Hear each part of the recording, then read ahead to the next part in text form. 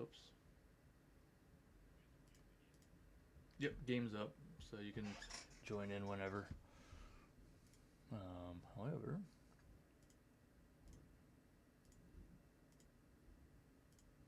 there it goes. Okay. All right, so we got everybody in the game,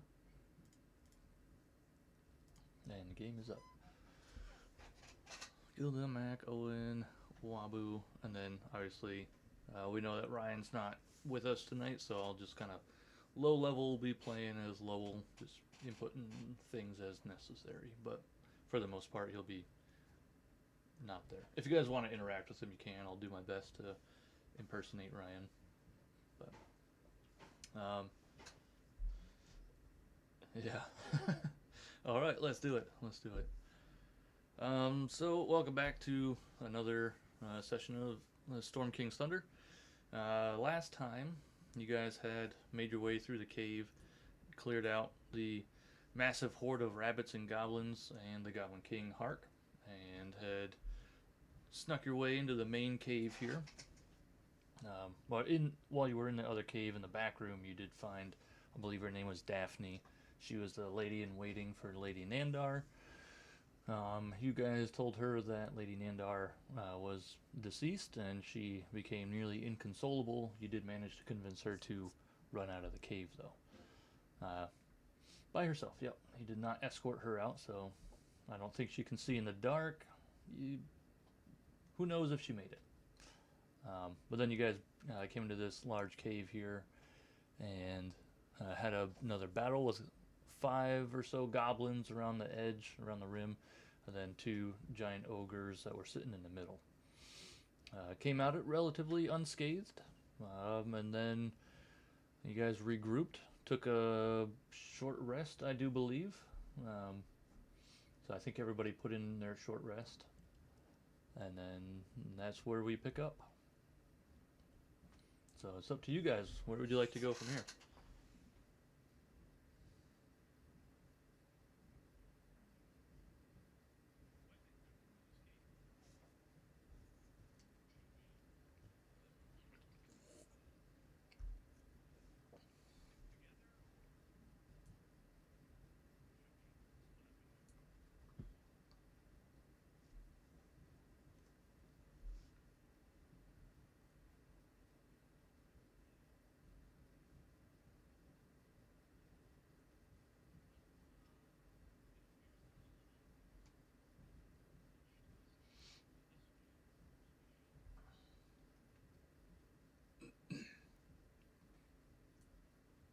If you guys just want a quick recap, obviously you came into the tunnel from here. The tunnel down here was also connected to the one that was closer to where you guys came into the cave.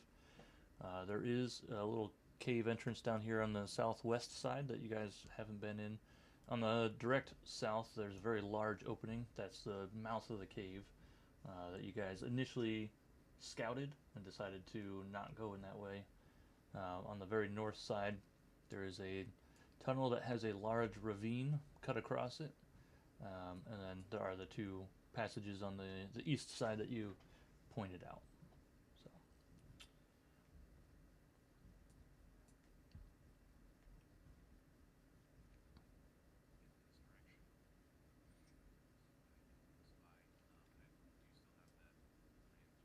yep. All right. So you guys are approaching this cave. So let me just.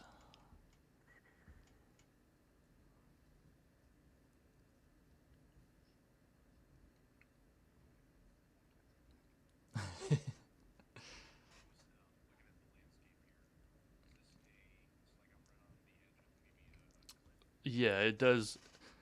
It does go down. Yep.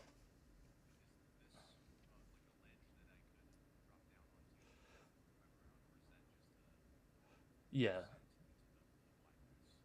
it's not a bottomless hole, but it does descend down 5 or 10 feet or so. So as you guys come into this cave, you actually So, and since you're taking the lead, go ahead and roll me a perception check.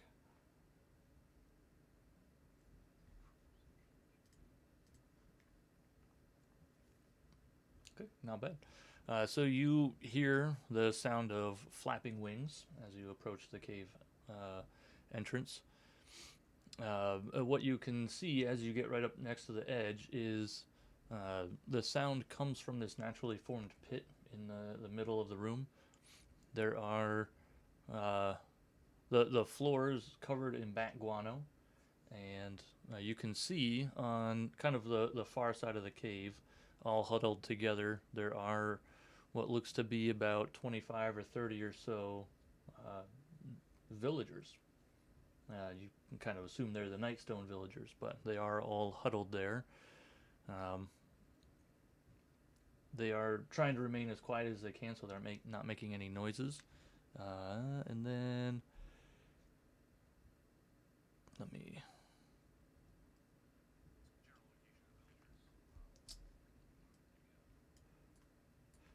Yeah, so they're kind of like over on this side, up on these ledges a little bit.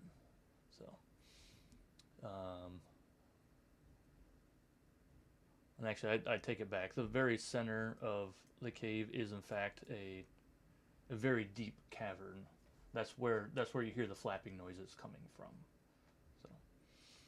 So, as you do enter into here, are you trying to be sneaky or not sneaky?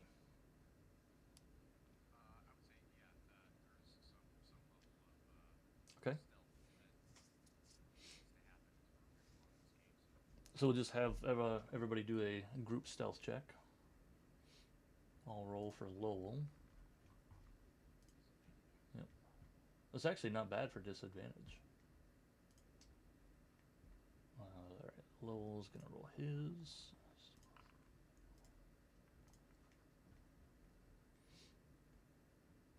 Alright, Lowell's saving you there. And then, ooh, Gilda, not so much. But overall, not too bad. Kind of a bunch of middle of the roads. And then a high one from Lowell. So, you remain relatively stealthy for the most part. Um, and then, yeah. Okay, sure. All right, so I would say you do not disturb the bats. They're kind of flapping and fluttering, but you notice that if you make certain noises, louder ones specifically, uh, they do tend to get a little bit agitated. So we'll just keep that in mind going forward. So with that group stealth check, you may continue.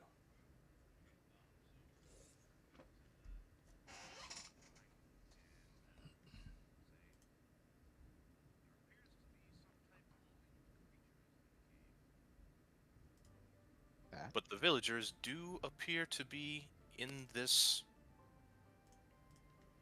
chasm Hole? hole. Yeah, this chamber of the cave. Perhaps it would be wise to send a messenger over to the townsfolk, what appears to be the townsfolk, and see if we can get them to quietly move this way so we can extract them. Well, I hate to volunteer you, Owen, but Wabu and I both look fairly close to goblins at a glance. I look like a turtle. It's dark and we're in a cave and you're short like a goblin, as am I. Perhaps a familiar figure couldn't hurt. Alright, so I guess I'm just gonna hop down off this Sure. little 5-foot ledge and try to do it quietly so that I can make my way over to make contact with the villagers. All right, yeah. I mean, I'll keep your same stealth roll.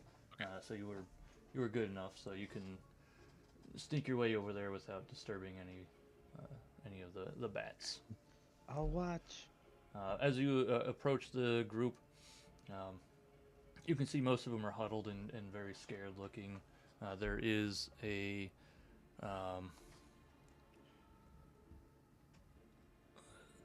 there looks to be one dwarf who looks to not necessarily be in charge, but kind of like the one who is soothing the rest of the villagers and making sure everybody stays, cool and collected.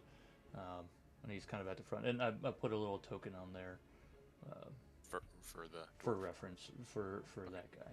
So All right, so I'll try and be, kind of quiet about it, but you there, dwarf? yes, yes, Are you all from Nightstone? yes. We are the Nightstone villagers. Yes. We've been contracted to rescue you. That's great. Are we safe? Are the goblins gone? The main chamber is clear. However, it does appear that there are some foul creatures within this chamber. Have you seen anything? Oh, I've seen many thousands of bats. They fly in and out all the time.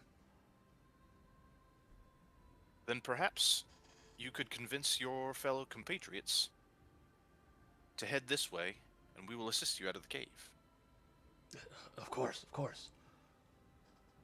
And so he turns back to the group, and you can see most of them look, ambulatory enough where they can walk their way out. There are one or two kind of sickly-looking ones that look like they might be injured or so, but they. I think the best way to do this is, Owen, I'll just have you roll just a straight d20, no modifiers, and that will kind of count as the stealth roll for the villagers.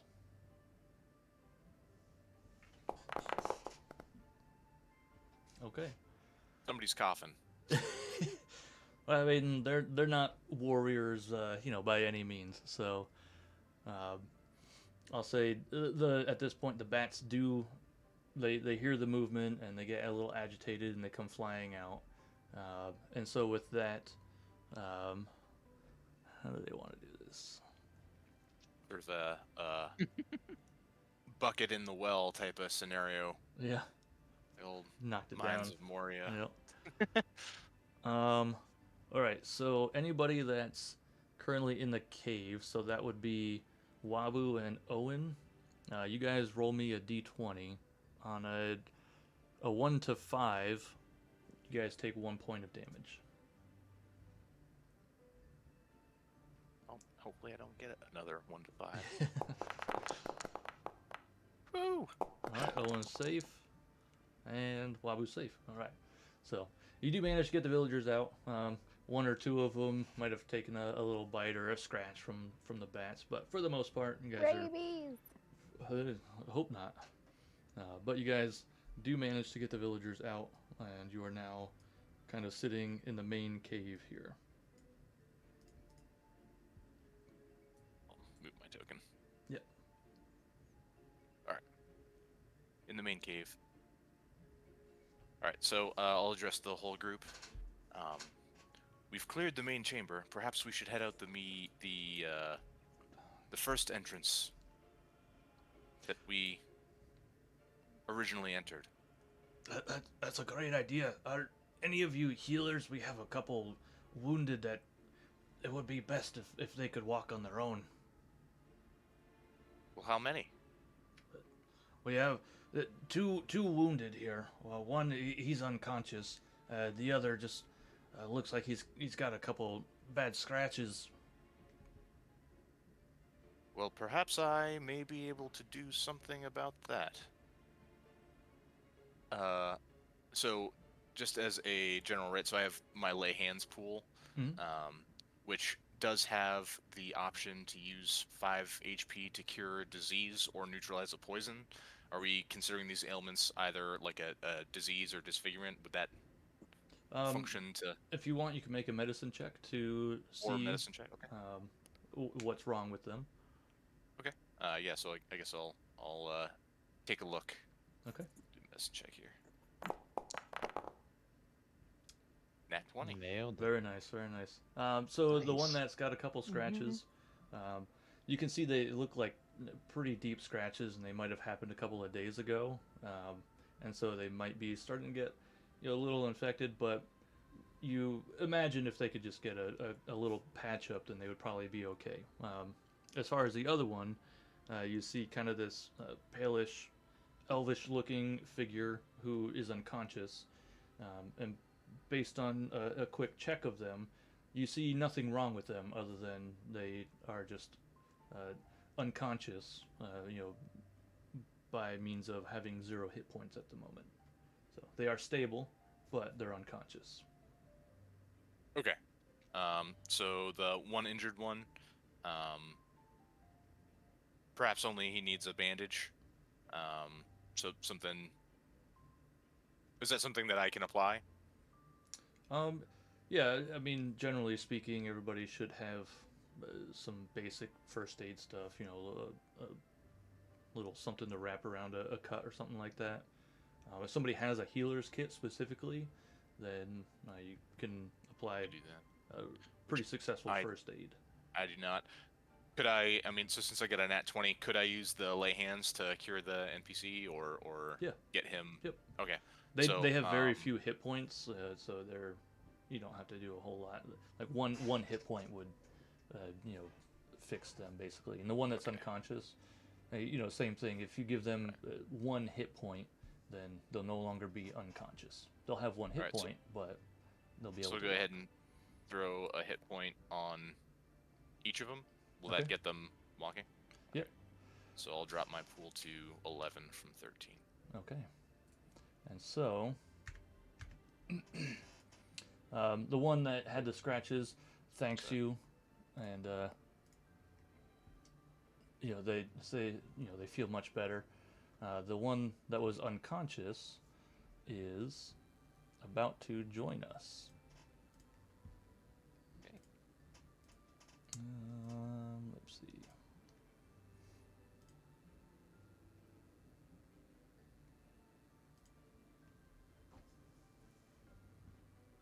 All right.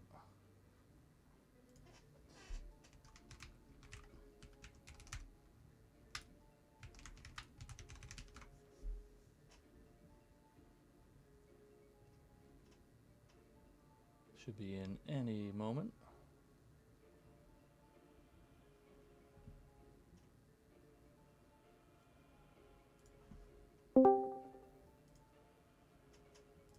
Hello. Hello. Hello. Hello. Some of you might recognize this as Mighty Matthias, our cousin.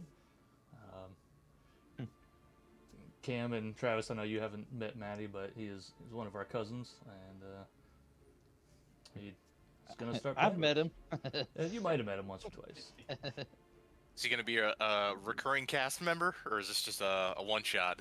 No, he wants to play with us, so we're gonna All right, cool, Right man. on. get him in. Awesome. Welcome to the game. Thank you. All right. So let me- All right. All right, so Maddie, that I added you back to the Foundry list, so you should be able to use that same link and come back in.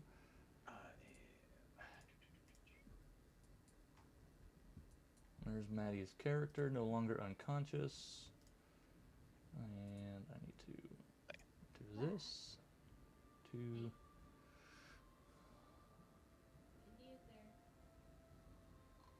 What the heck? No, that's the one. Yeah. And then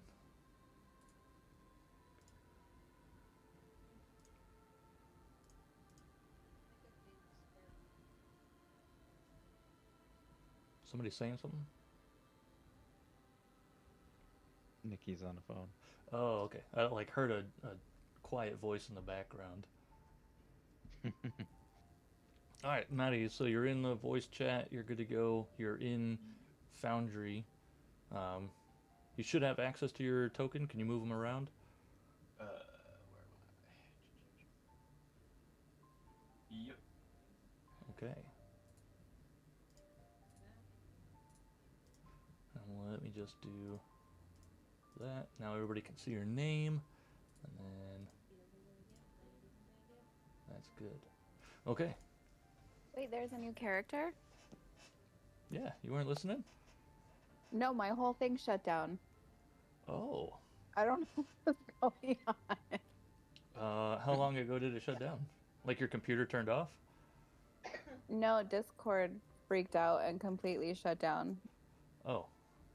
Well, you guys went So in. Cam You went into had- the cave, found the villagers, yeah. got the villagers out. Cam Yeah. healed a couple somebody of them. waking up. Yep. That's where I came out at. The one that woke up is this character here named Ravo, who is Maddie, who is now joining us. Maddie! Hello. Heck yes.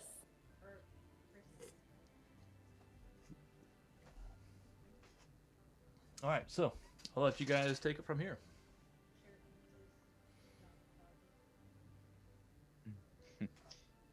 Welcome back to the land of the living. Thank you for your assistance. It was the shiny guy over there. Ooh. What is your name, sir? I'm Wabu. What's your name? I am Rubble. Nice to meet you, Rabu. Nice to meet you. Rabble? Or Ravo? Rubble. Okay.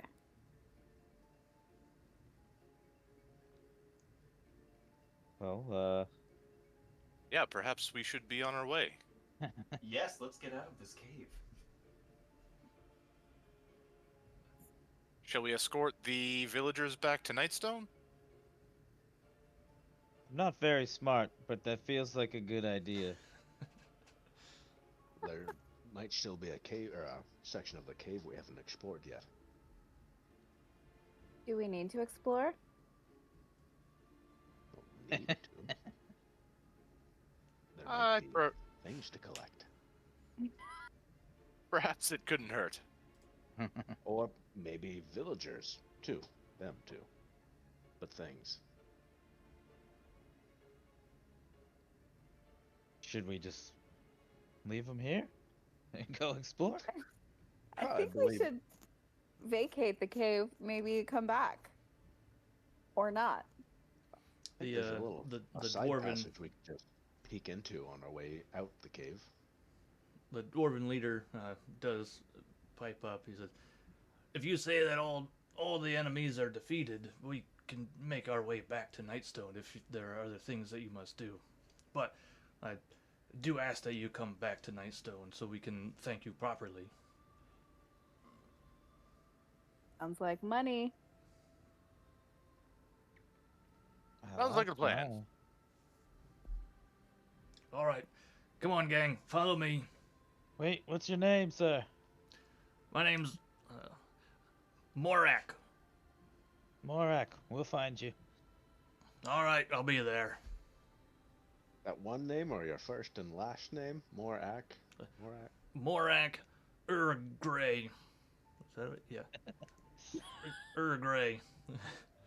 Or is your Gray? I'm not sure. UR''Gray. You're Gray. Good enough. And what's your mailing address? I run the Nightstone Inn. Would you like to sign up for a rewards card?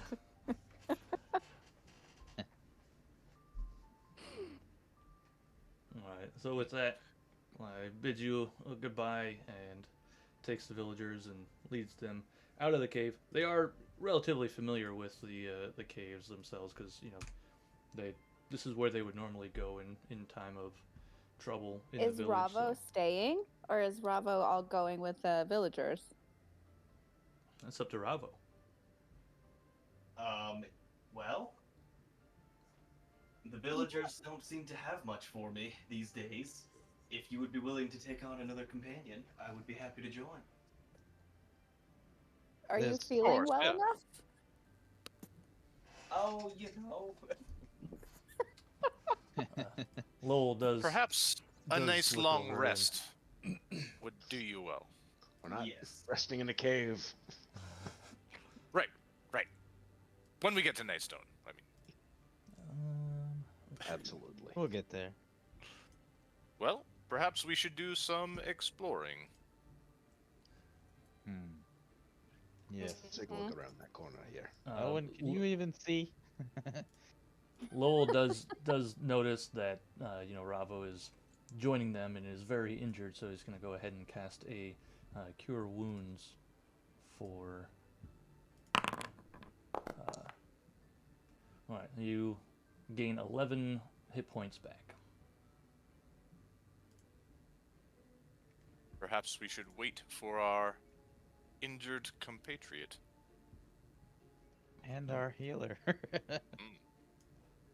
All right, so you guys are I'm making your quite way down to healthy this now. cave. Okay. I made it. This one might be a little Step. tricky for you guys to get through. So, all right. So as you are coming into this cave here,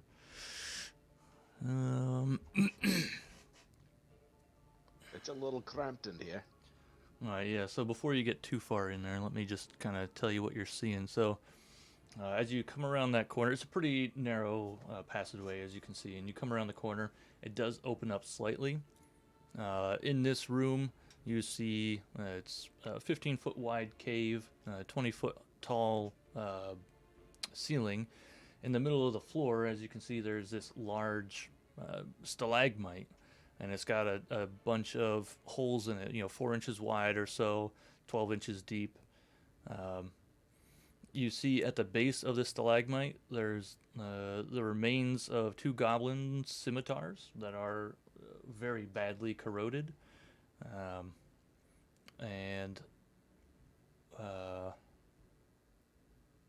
Yeah, so you can tell based on the holes that are in the stalagmite that it's got a hollow core. So who is leading the way? I believe that was Mac. That would be me. okay. All right, Mac, go ahead and roll me a perception check.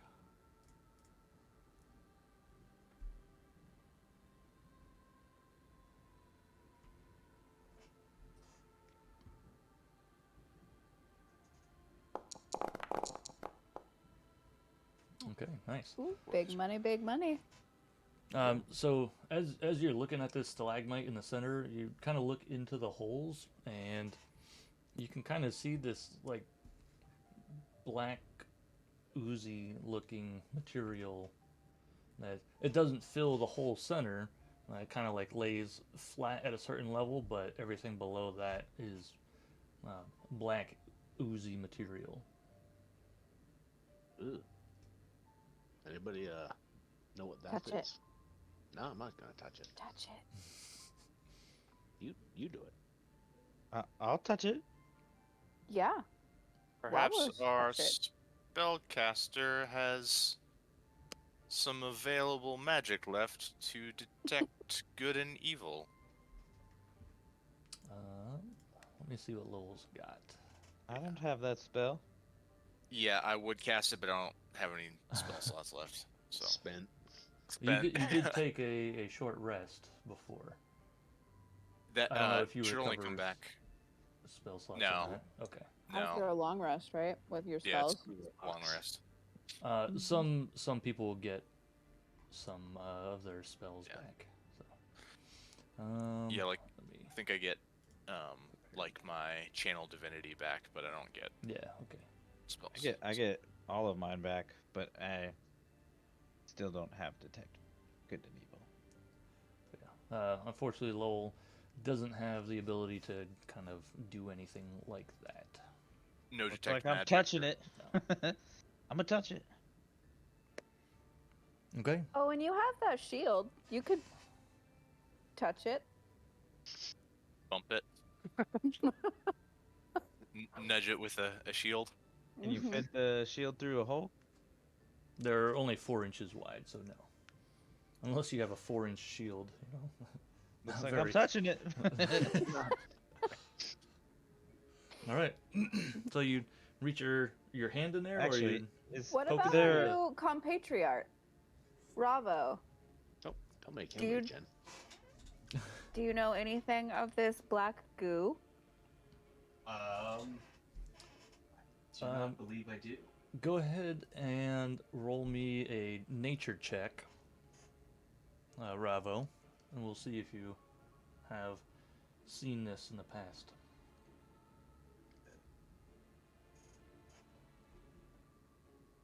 How do you roll again? Oh, pull open your character sheet, Okay. and then under attributes, you'll see all of your skills there. You should just be able to click on nature. Oh, okay. Yep, and then you'll just do a normal roll. Okay, nice. Ooh. Dang. So with that roll, you kind of like look into the hole, and you're like, I don't think we should disturb this. You recognize it kind of as it's a creature, and one based on the corroded swords around it that you know it tries to absorb creatures into it, and that's how it attacks them. But it currently looks dormant. It's not doing anything.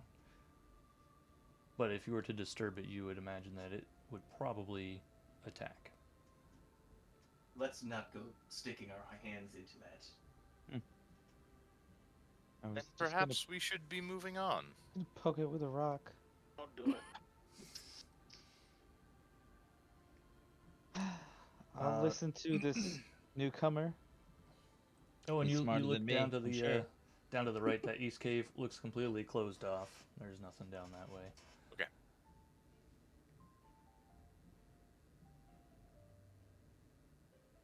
What about over this way? Looks That passable. closed off. Nope, looks passable. You These first, rocks. Mac, or me first? Why don't you take the lead? You All go. right. I believe in you. I'll be right behind you. All right. So as you round this last corner, once again, it kind of opens up into this little room. There's a little waterfall with a 8-foot high ceiling, and a little pool looks to be about 5 feet deep or so. Pool of water there. I can't see anything. I'm all the way at the back. We can move some more people in. Oh, people can see in there. Okay, yeah. There we go. Can you? Oh. There we go. We'll move Yeah. you in there. All right. So everybody is in here. You're looking. So you see the waterfall and the pool. You also see on the southeast side there are a bunch of mushrooms that grow. They are green, and that's all I got for this room. Can I sample the water coming from the waterfall? Okay, are you just going straight for a drink? Just, I Okay. guess I have hands. Just a little. Yeah. You taste the water and it tastes very fresh and crisp and cool. Okay, I'm gonna fill my water skin. All right. Anybody that wants to fill any water jug or receptacle they have can do so here. I'm all shut. So, can Lowell maybe detect what's going on with maybe the fungi, however you want to say it? It's over here. Is he standing right next to him? Yeah, whoever wants can roll a nature check. I can have Lowell roll a nature check. Well, he probably has the best. He only has a +2, so I Yeah. have Nature's -2. intelligence. And I can roll And, 2. I also have a +2. healing is wisdom, which is weird to me. yeah. All right, so Lowell Or, will roll, and Ravo, you can go ahead and roll as well. I was hoping I could try, seeing as I am a cave dweller. by Yeah, nature. go ahead. You can roll as well. I'm gonna dip my little hooves into this clean water while you guys are rolling. You don't feel any magic effects or anything like that. It just seems like it's nice, refreshing water. Yeah. I was thinking Lowell, because he's a druid, right? Does he get any natural bonus to nature? No. Okay. So the Mac, you kind of look at the mushrooms. They look like mushrooms you've seen on food before, so you're not really sure. However, Ravo and Lowell both recognize these to be poisonous mushrooms.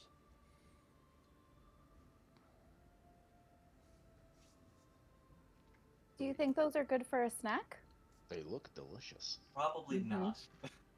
Lowell will pipe up, says, "You don't want to eat those. You'll be poisoned if you eat them. Most likely be poisoned. You might have a strong enough constitution. Who knows?" I won't risk it. Maybe it's time we leave these caves. There seems to only be death. Let's be very careful by that stalagmite. So we didn't disturb it before, but do we want to do a stealth check and try to sneak out, or? Go for it. Do a group All right. stealth check.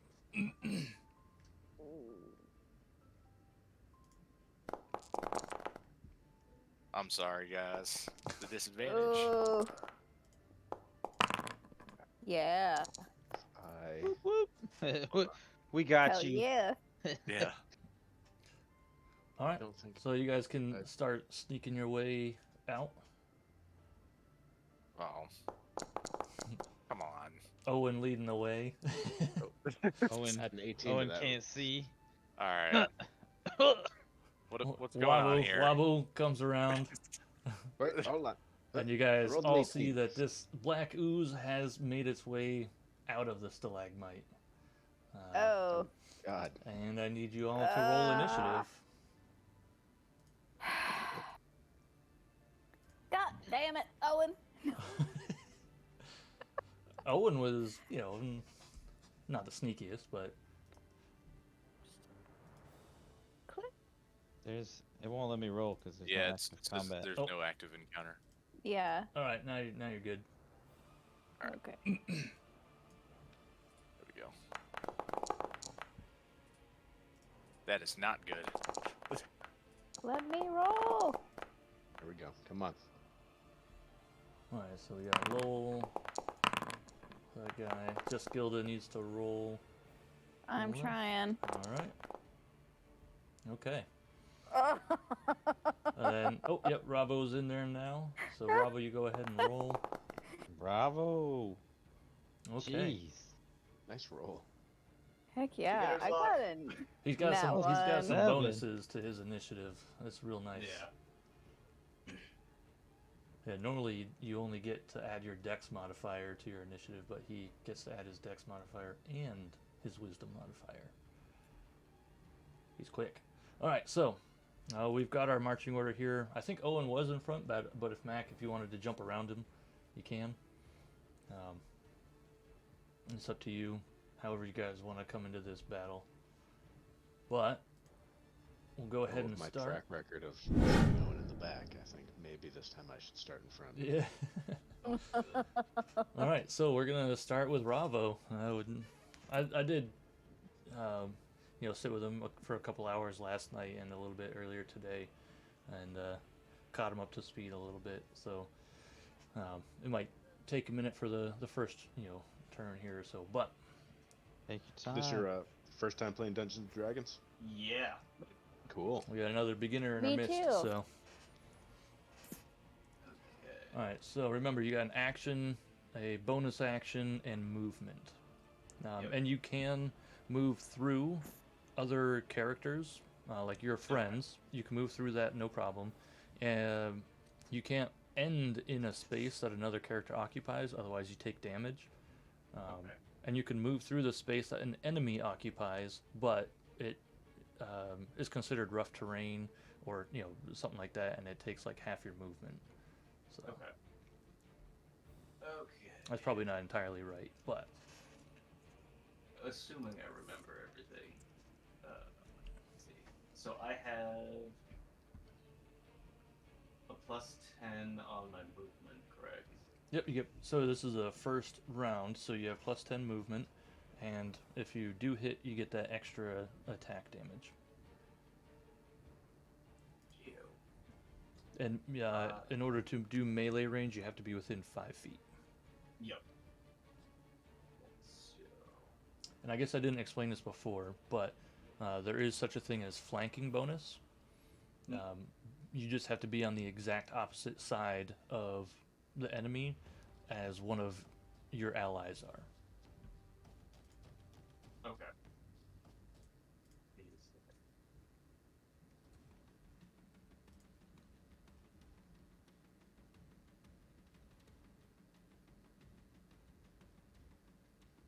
Okay, so let's see. You were right where Wabu was. So you got 5, 10, 15, 28. Yeah, it's 25 feet. You can get there. And so now do I roll for an attack? Yeah, so if you want to go ahead and attack, you can click on your weapon, and then you can click the attack button. It'll pop up a little window. And because you're okay, now yep. flanking, you actually have advantage on this attack. Attack.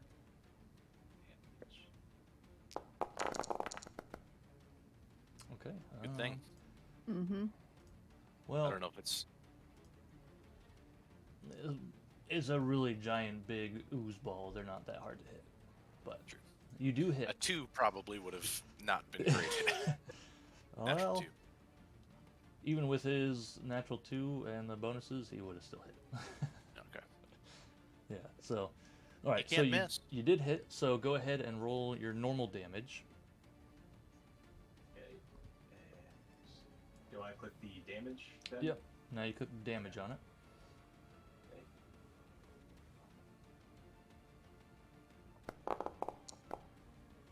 Nice, 13. And now you get to roll your extra. I think it's just an extra 1d8. So in the chat window, Yep. where you can type /roll space d8.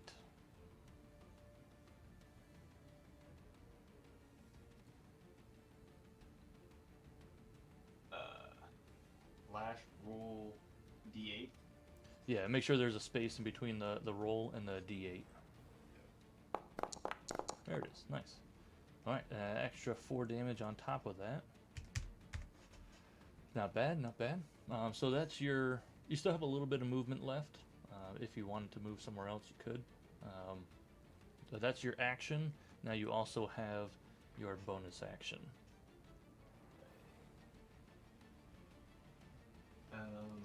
Do I have a bonus action? Yeah. You might not have a skill that Yeah. requires a bonus action. Yeah. Like- I don't think I do. So if Some you look spells under your, can be cast as bonus actions too. Yeah. I don't know. if you look your- at your features under that tab, you see over on the right, it tells you what its usage is. So whether it's an action, a Okay. bonus action, special just means it has a special circumstance, and that's Okay.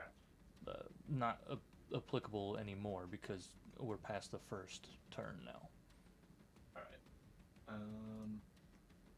Yeah, there's really not anything I can do. Yeah. Okay. So.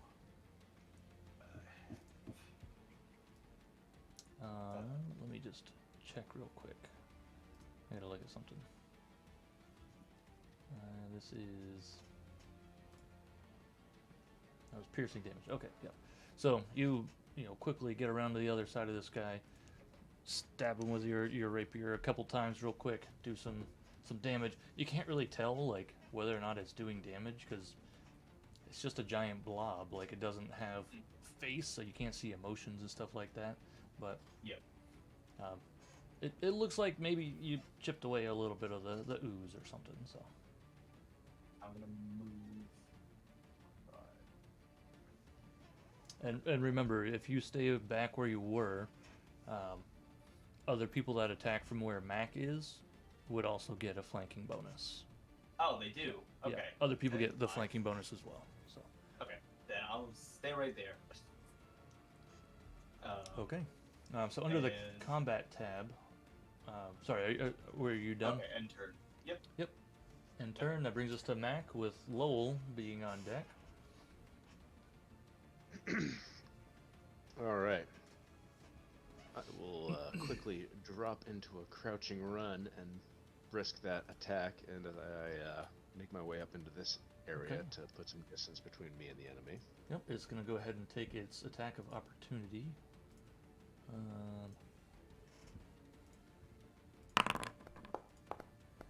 That is an 11 to hit. Misses. All right. So that's its reaction. It can no longer take a reaction. Okay, and I am once again a couple feet away. I'm going to make an attack with a firebolt. Go for it.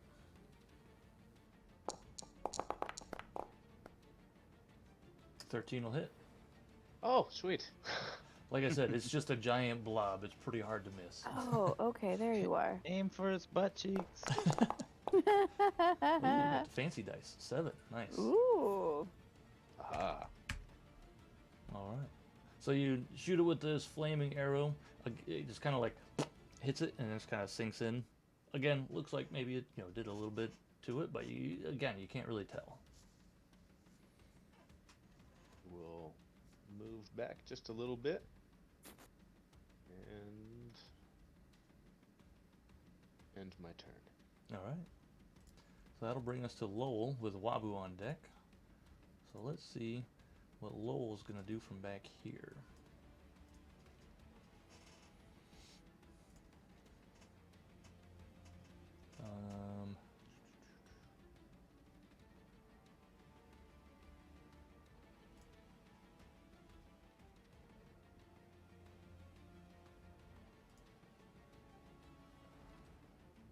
All right, so he's going to go ahead and Fairy Fire.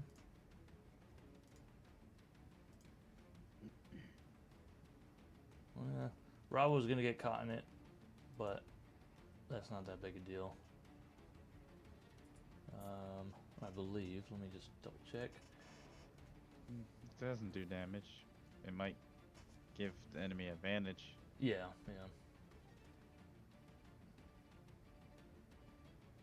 Doesn't fairy fire just kind of light them up blue? Yeah, yep. They're outlined in a color, blue, green, or violet, whatever they choose. Any creature in the area when a spell is cast is also outlined in light if it fails a dexterity saving throw. So, Thing he's Ravo, you go ahead and give me a dexterity saving throw.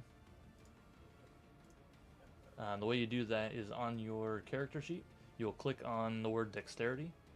It'll pop up a little window. You say saving throw? saving throw, and then you'll just click normal for that. I don't believe you have advantage against it. Alright, the black pudding fails and Ravo succeeds. So Ravo is in fact not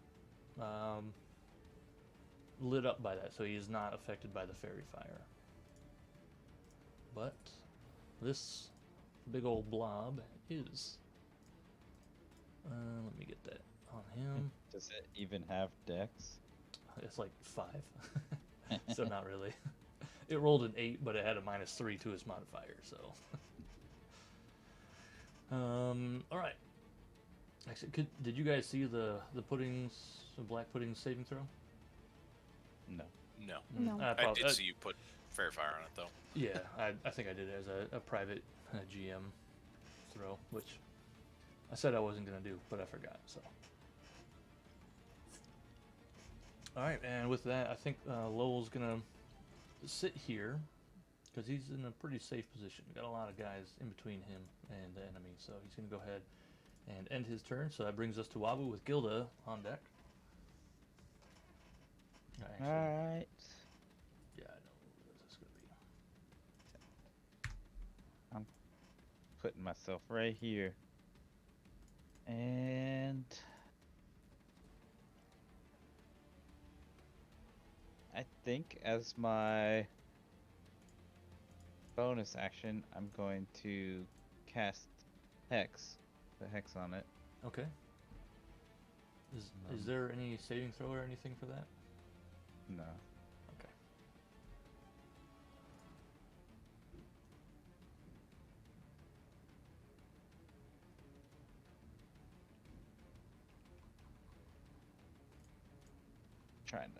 Trying to put it in the fucking chat box for you. Yeah, it's all good. It's all good.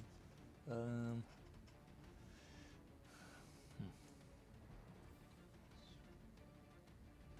So you deal extra damage to it whenever you hit it. Got it. Mm-hmm.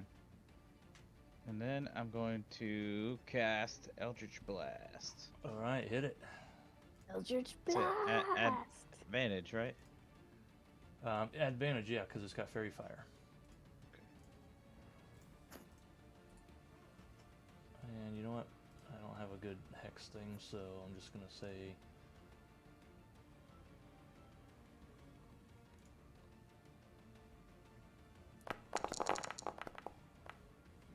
That'll definitely hit. Ooh. All right. Ignore what this says. I know it's. Wait, that's not why. Never mind. I'm just trying to find a good thing for hex, but there's nothing for hex. 8. And then you get to roll your extra d6 for a total of 10. Nice. Okay. That's 2 necrotic. I don't know if that matters. It in fact does not. In conclusion, I conclude. All right.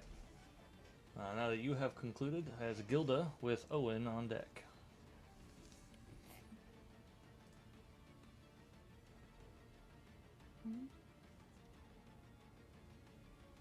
So I'm Is this gonna thing make a roll like a 1 for initiative?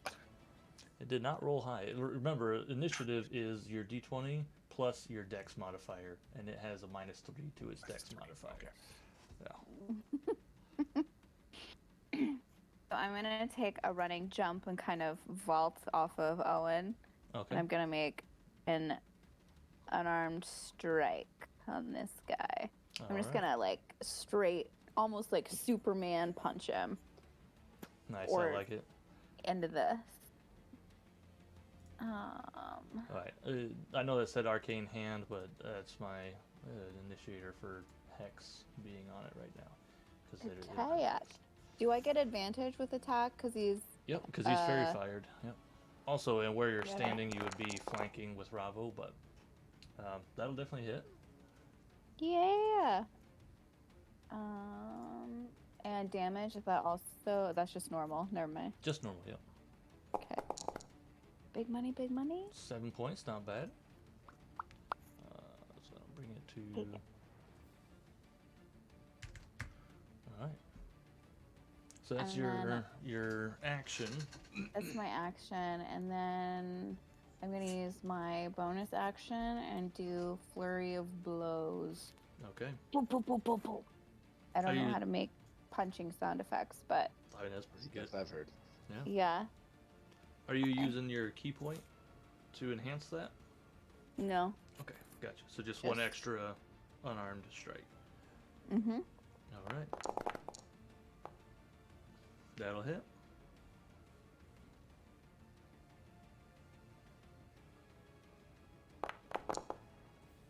Another 7. All right. Yeah. So as you guys keep pummeling on this black pudding, you can see like little bits and pieces are just kind of like flying off of it, and it looks like it's definitely looking like it's starting to take some damage. Sure, it's kind of like a little, shaky and vibrates a little weird sometimes. So. No, we still got Maddie. I'm here. I don't know what the hell is Yeah, I just saw you dropped out of the game and came back. But all right, Gildy, sorry, you're still up. What else? What else you got? I ended my turn. Oh, okay. All right. That was it. All right. So that brings us to the black pudding. It did beat you, Owen. Yeah, that's what I thought. It technically tied Gilda, but Gilda's dex is way higher than it, so Gilda goes first. So, all right. So now that it's sitting here, all right. So that's that.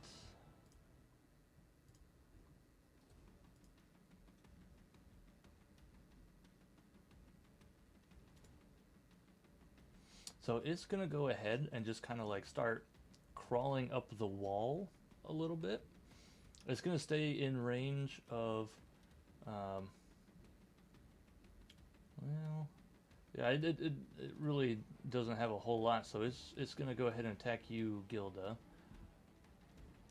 with just its. It reaches out like this little, like globby appendage. Yeah. That's gonna be a 14 to hit. It misses. Okay, so you just barely move out of the way, and his globby appendage just kind of hits the ground, gets sucked back into it, and then it moves up the wall, and it is now about 15 feet up. And I believe that's gonna be its turn. So that brings us to Owen with Ravo on deck. So it's 15 feet up. That's out of melee, correct? Right, yep. Alrighty then. I guess I'll take a step into the chamber. Throw your sword. You're Hammer. my line of fire. Yeah, I think I'm gonna do it. I think I'm gonna wind up and hurl the old trusty Sunforger into it.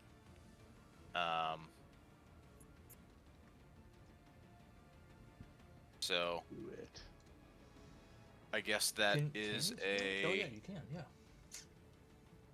Oh When it reaches man, that point, it explodes. maybe I in don't a want to do that. 20-foot radius. Yeah, 20-foot does- radius is kind of big That does considering we're all in that. 6d6 damage. Don't throw your I feel hammer. safe. I feel Okay. safe. You can literally take out almost your entire party in one shot. In one shot, so I'm not gonna do that. I I'll be retract that. fine. I'll be Um, fine. Can I? I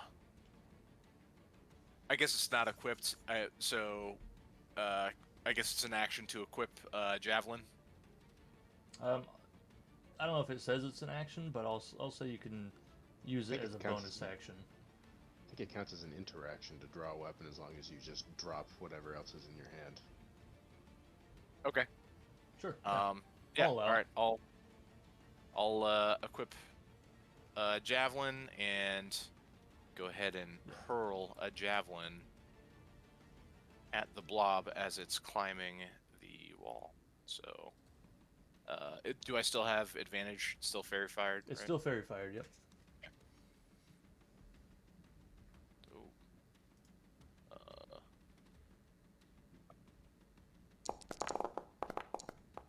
Big my Oh. That'll hit.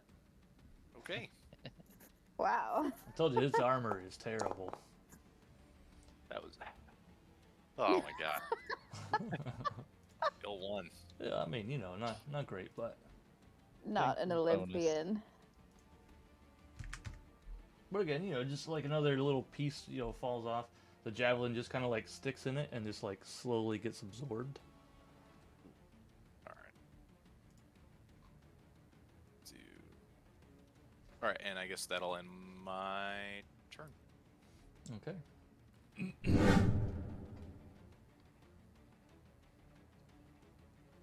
I got a question. Yep. Could I use Blessing of the Raven Queen to teleport up into the air and hit it? I mean, technically, yeah. You're gonna fall. Mm-hmm. You might take a little bit of damage, but so you can teleport up, stab it, and then you're just kind of like left falling back to the floor, and you'll take a 1d6 or something bludgeoning damage when you land. Yep.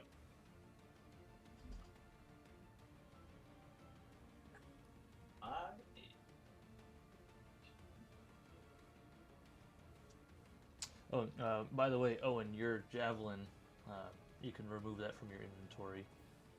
I did. Okay, Yep. yeah. I That's dropped it from 4 to 3. I had 5 originally. I think I used 1 in a previous session. So. Gotcha. Yeah, I mean, if you wanted to recover that one from earlier, like you throw it, you stick it in a goblin, you can go up and grab it. That's fine.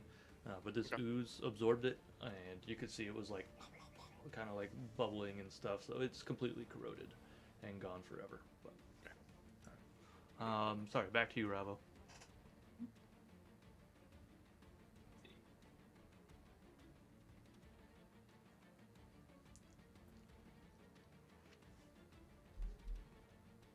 Oh, I'm sorry.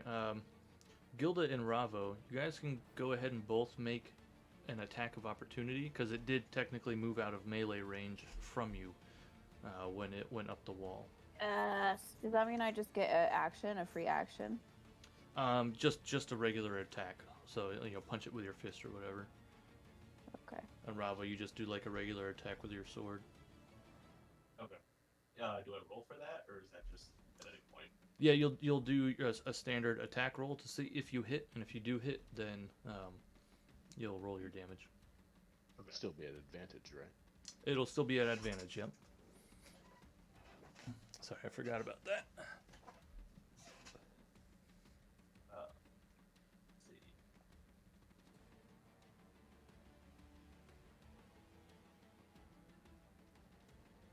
So 15 feet is out of melee range. So is it like, do I gain anything by trying to roll to hit it, or? Well, is so that- you're right now you're rolling for when it moved out of your melee range. You got an attack of opportunity. Okay. Yeah. Kind So of So you roll. swung as it was moving away. yeah. Oh, okay. Yep. That tracks. Okay. And I'm just making an attack, right? Yeah, just a regular attack Okay. with advantage. with advantage. Yeah, sorry, with advantage. Yeah. He's getting all the rolls. Woo woo. Okay. Yeah, you both hit. Go ahead and roll damage.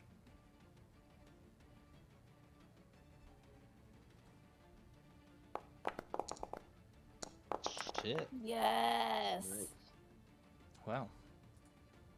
That's an extra 19, so that brings it to okay. Yep. Now we're good. Now it's back to you, Ravo. I am going to drop that. And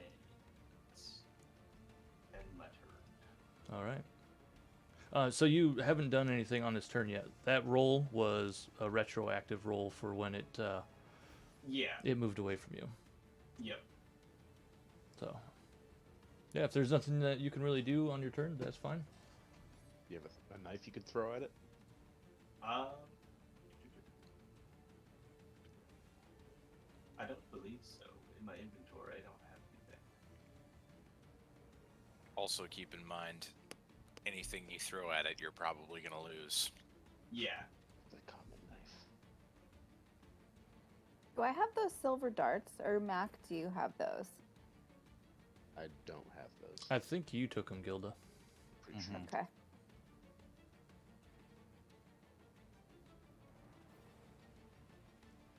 So, are you sure you're Bravo? You don't want to do anything on your turn? Yeah, there's nothing I can do. Okay. So Mac with Lowell on deck. Mac is just gonna peek around the corner and fire another firebolt at the glowing thing up in the on the wall now. All right.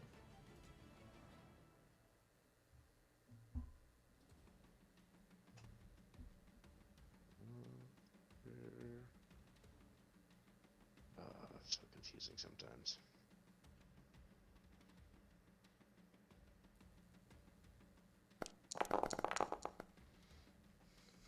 Twelve will hit. Even with advantage, you're not rolling great, but its armor class is low enough that you're good. Wow. Good thing it's literally a wall. Yeah.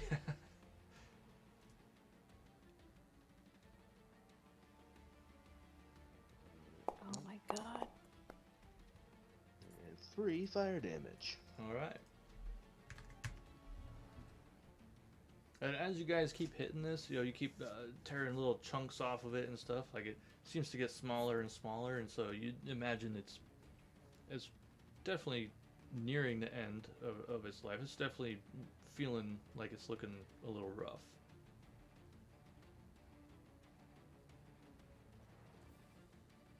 I ended my turn.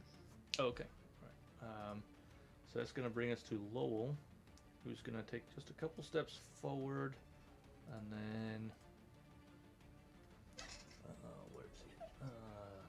Lowell, yep.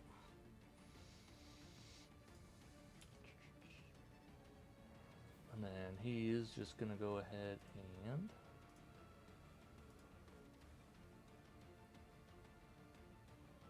attack with Produce Flame.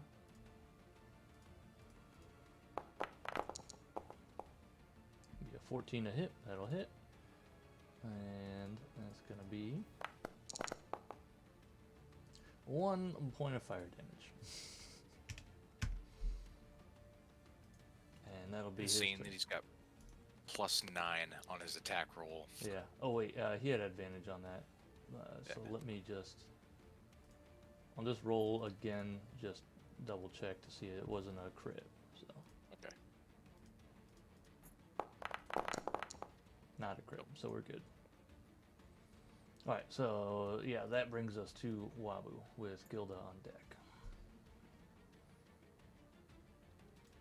It's Eldritch Blast time.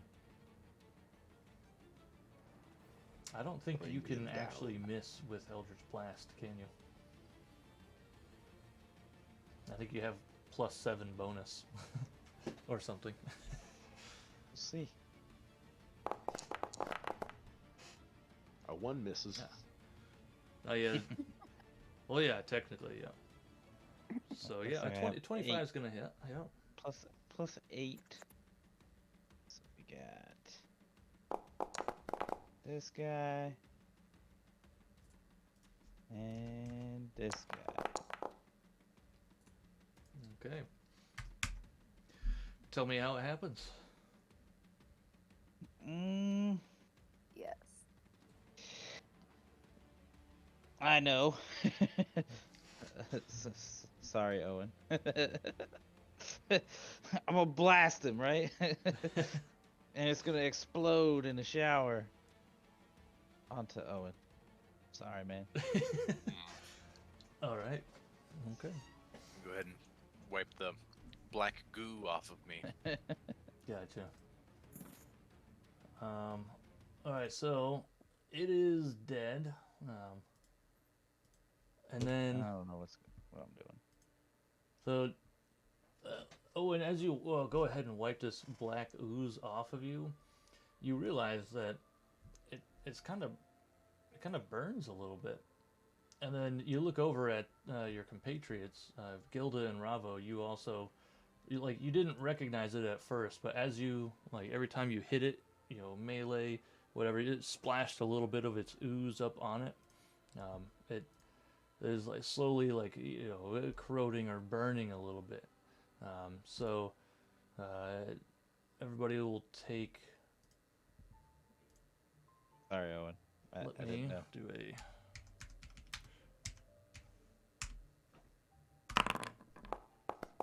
This is a heavier peel than what I wanted from the spa. Yeah. So Owen, Gilda, and Ravo, you guys all take 6 points of acid damage. Yes. So this is something I wanted to ask. Mhm. So it doesn't define it in the instructions, but the inspiring smite that I have that Yeah. gives the temp hit points doesn't really say how long those last. Is it Temp- just Temp through the hit points, encounter? as far as I Yeah. know, last until. Long rest, I believe. Yeah, I think a Used long after a rest, long rest. or if you get hit, or if you get other temporary hit points that would replace them. Okay, so you said it was 6 6 points of acid damage, yeah. coming out of the temp pool. All right. Wabu, be careful. Don't touch that. It looks painful. I'm good at killing. Now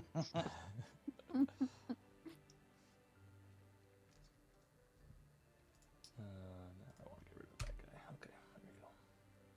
All right. Wait, what do you mean? You shoot him in the ass every single time we get in a fight. No, I was telling you to be careful of hurting yourself. Oh, thanks. Yeah, don't I touch will- that stuff. It looks I'll painful. look out next time. Did anything come out of the goo? Is there anything that survived the goo? My fresh skin. I That's mean, it. unfortunately, the only thing that you can tell is Bravo. You attacked it with your sword, which may or may not have some magical properties. It seems relatively unharmed, but you could tell anything that you threw at it. Owen, your javelins were just plain javelins, and they definitely got dissolved.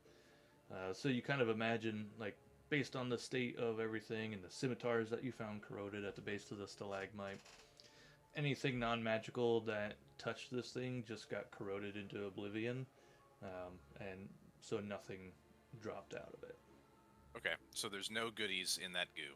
No goodies in the goo. Okay. No goo goodies. Goodies. I think Well, we that should leave was, this cave. Unpleasant. I think I I saw agree. another passage just down the other way. Let's No. go. Absolutely not. All right, fine. Let's head back to town. I am offended. Okay.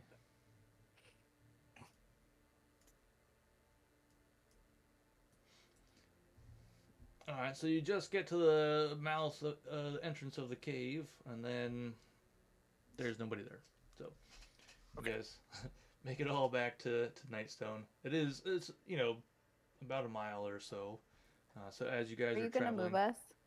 yeah, I gotta put the other scene on, so it's not a Okay. big deal. But Okay. as you guys are traveling, if there's anything you'd like to discuss, feel free while I activate this other scene. Bravo. Yes. Why were you unconscious? I got knocked out. You seem We like were you're a running. good fighter.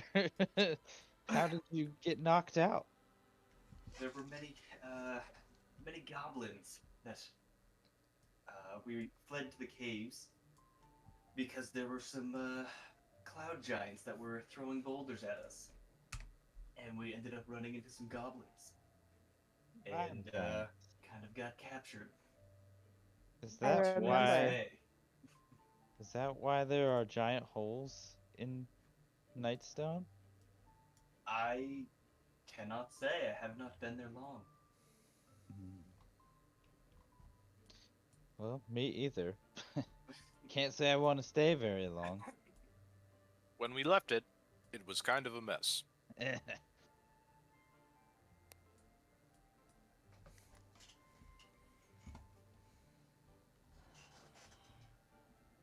Are you good, Ty? Are we all set?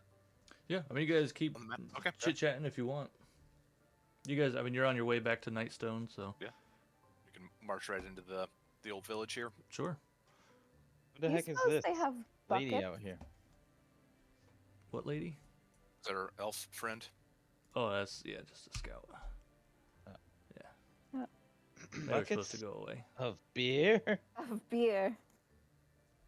Turtle.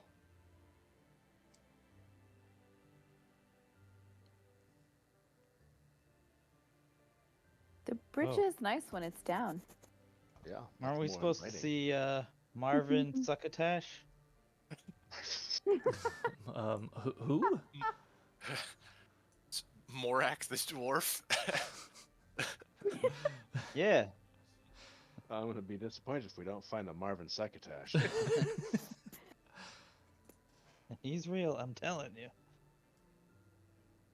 Hold on one second. I'm just gonna. I believe he said Tokens. he managed the Nightstone Inn. Hmm. Well, You that's know what what we- else they sell at? You know what they sell at the inn, right? Buckets. of beer. Yes, of beer. Maybe he'll give us one for free. Maybe we'll get gold for our reward. I can't get drunk on gold. Yes, Let's you say can. first round on me for saving me. Hmm. All right. You're new guy. welcome. I accept. Sounds like a plan. I believe the Nightstone Inn was over yonder. That it? That the one with the crushed corner, right? That was the inn. Mm-hmm.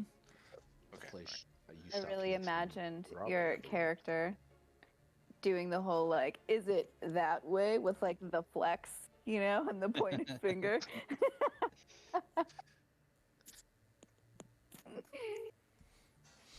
Okay, so you guys are heading to the Ooh. inn.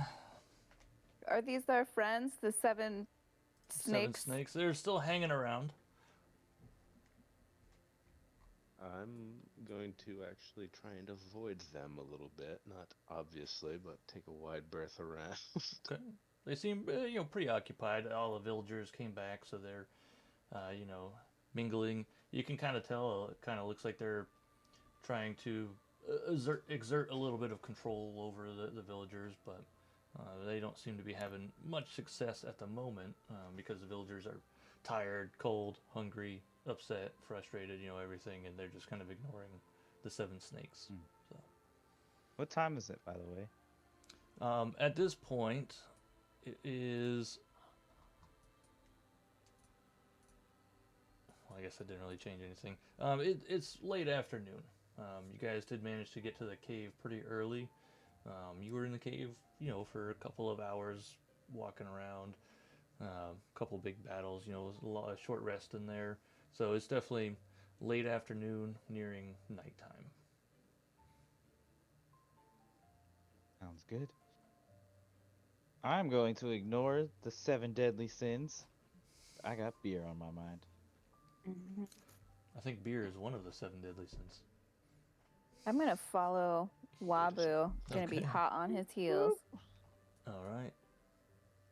Let me in. Oh, that's not what I wanted to do.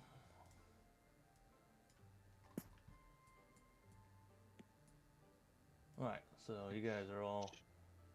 Do we have to knock? No, it's just an Is inn. there a door? Oops. Oh. Ah!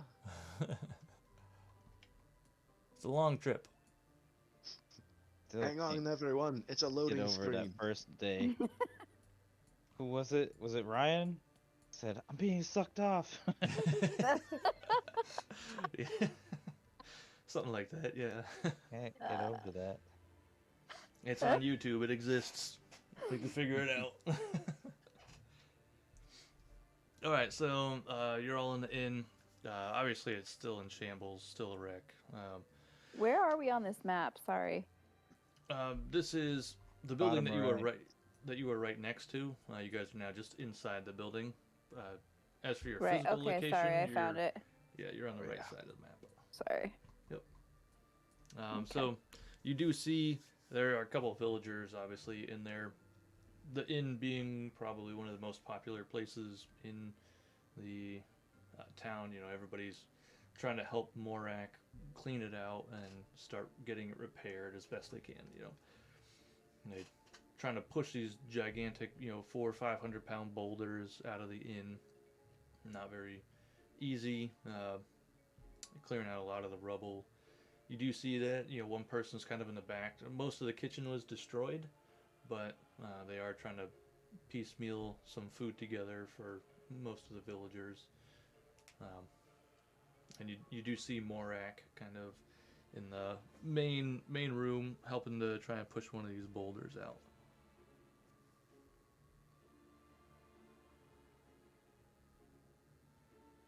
Morak! Owen, you are muted.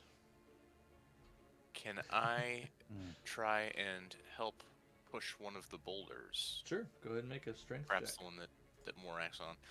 And I'd also like to use my channel divinity, Peerless Athlete. Advantage on athletics and acrobatics. Sure, Let's yeah. go ahead. So this will be an athletics check. And you do have advantage on it. It's So, not going to be please. terribly difficult because there's like 2 or 3 Okay. other people helping you Oh. with this. But Just in case, I'll be extra impressive. Do it Yeah. by yourself. Yeah.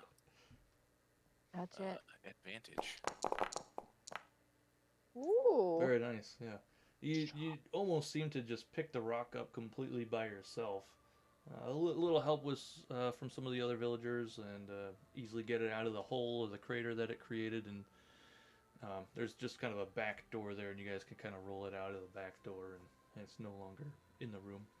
Morak turns to you and says, thank you, friend. We appreciate it. And once again, thank you for saving us. We don't have No problem much. at all, friend. I see your whole group is here. We don't have much in the way of treasures, but I can give you 50 gold apiece. And a bucket of beer? We've got some beer. We can get the beer. And I don't know about buckets. We have cleaning buckets, if that works. A bucket is a bucket. I'll have a cup. Cups and buckets all around.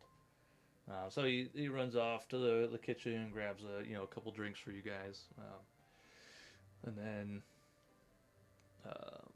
comes back. Gives you a little bit of food and some beer that they've got, and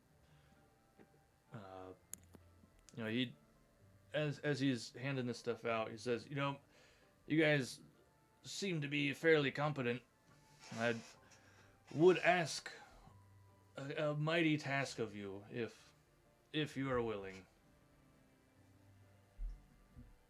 If you're willing to hear me out. Is it the Sky Giants? Well, we don't really know much about them at all. If you could figure out why they did that, we'd appreciate it. We did notice that the namesake of the town, our Nightstone, was stolen. You might have noticed a large crater in the middle of the town square. There was no rock there from the giants, but we did have our giant Nightstone there, and it appears as though they've taken it. Not really sure what it was for, but apparently they wanted it.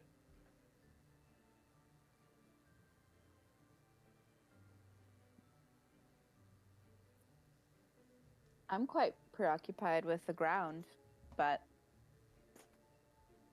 what say you, compatriots? Where would we start? Well, I've got a couple things in mind. Obviously, I wouldn't ask you guys to take on all of it, but we've got a couple groups that we're going to send out to go take care of the other ones. But I do have there's a town to the north called Bryn Shander. I would like it. My friend and neighbor, Samil, was killed in the Giants' attack. She didn't have any family or anything here in Nightstone, but she did tell me about her brother Markham. I guess Markham is the sheriff of Bryn Shander. And so what I would ask is that you go to the Icewind Dale, to Bryn Shander, and tell Markham that his sister has passed. She was a very good friend of mine, and I would much appreciate it. It's a very long trip. It's very far in the north, so I understand if you wouldn't necessarily want to undertake that one. But a little bit closer, there's a town called Tribor. Another neighbor of mine named Darthag Ulgar. He was he made it to the cave with us, but he was one of the first villagers that was taken for food for the rats. So he did not make it back with us. He did run the Lion Shield Coster trading post here in town, and his ex-wife runs a similar trading post in Tribor. So, again, kind of just being a messenger. If you guys could tell his ex-wife that he has passed, she would be much appreciative of it. And then the closest one I got for you is traveling to Goldenfield. There's a real nice family that lived here in Nightstone called the Shelbrins. We didn't see them make it to the cave, and upon our return, we see that their house was almost completely collapsed.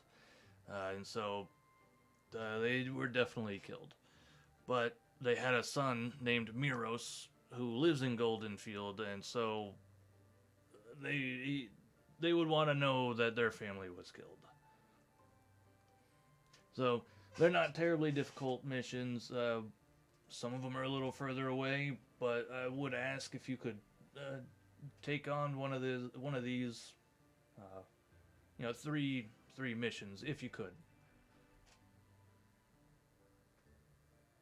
Well, let us confer amongst ourselves, and we'll get back to you.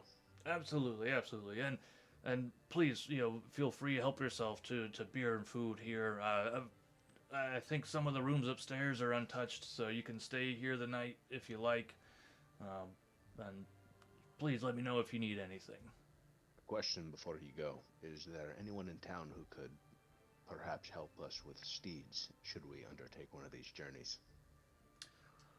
It is possible. I did see. Now, I'm sure you know of the Seven Snakes. They're a bag of ruffians, if you ask me.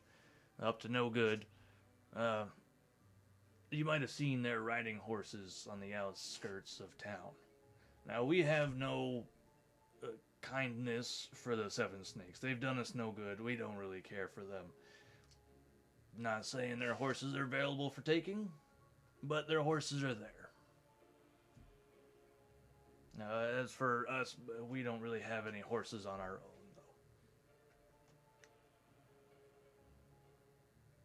though. All right. Thank you. Of course. Let me know if you need anything. And he kind of wanders off to the back to go assist with rolling some of the other boulders out and clearing out some more of the rubble and all of that. So. I do believe some rest is in order. And I also believe we owe a Miss Morwen Daggerford some unfortunate news as well. That Lady Nandar has passed. We still haven't informed her. But we should give her word that our initial quest has been completed as ordered. Is that in the direction of any of the places he asked us to go? I don't believe so. We have to go all the way back to where we started, right? Daggerford lies to the... So you know that Daggerford Southwest. is to the south of you. And some of you might have heard, some of these towns are a little more popular. They mostly lie to the north. Whether it be, I would say they're actually pretty much all north to northwest of you guys. Tribor appears to be well north of Waterdeep along the Long Road.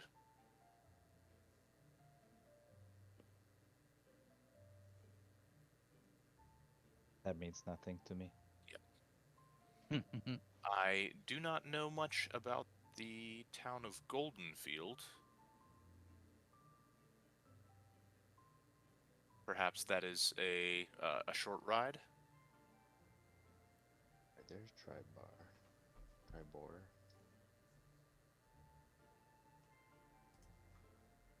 Maybe Morak could send word back to Daggerford, and we could receive our compensation later on.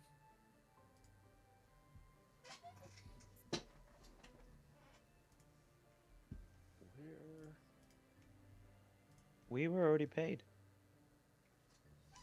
She paid us before we left. You did? She did. Oh yeah, that looks like it. And I don't know if you guys that. added your 50 gold apiece, but you can add those to your inventory. Okay. I did. Bravo, did My you bad. see how Sorry. to add money? Yeah. Okay, cool. Do we do all three? One to the next if they're in the same direction? Or none? I can't even find where we are on the map right now. Some of the maps don't have it, but you guys are just to the southeast of Waterdeep. On the tradeway.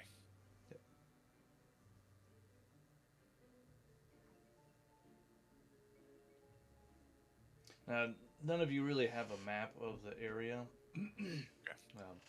You You might be able to find one in town if you looked around. Yeah, not to metagame. Yeah. Well, I think the first order of business should be a nice long rest, and we can set out in the morning. Perhaps the best choice would be to sleep on it, and we can decide in the morning. You are really eager to go to bed, aren't you? I just want those spell slots back, dude. I jerk my head up. Live I've been without 'em. sleeping this whole time. Do the dolphin thing, just turn half your brain off.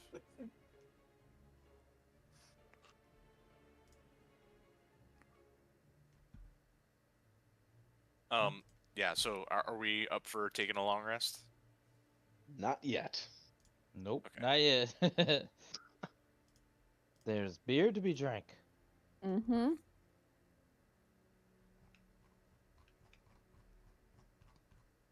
What what are your thoughts on mild horse thieving? As was Always up for some mentioned. good thievery. I am certainly fond of thievery myself, as you may have seen, but that might not be a group we want to mesh with. Yes. There's certainly no honor in thievery. That might not necessarily be worth it. So if we go, we have to find other means. Perhaps there's someone in town who could find passage for us. Maybe there's a sky bison.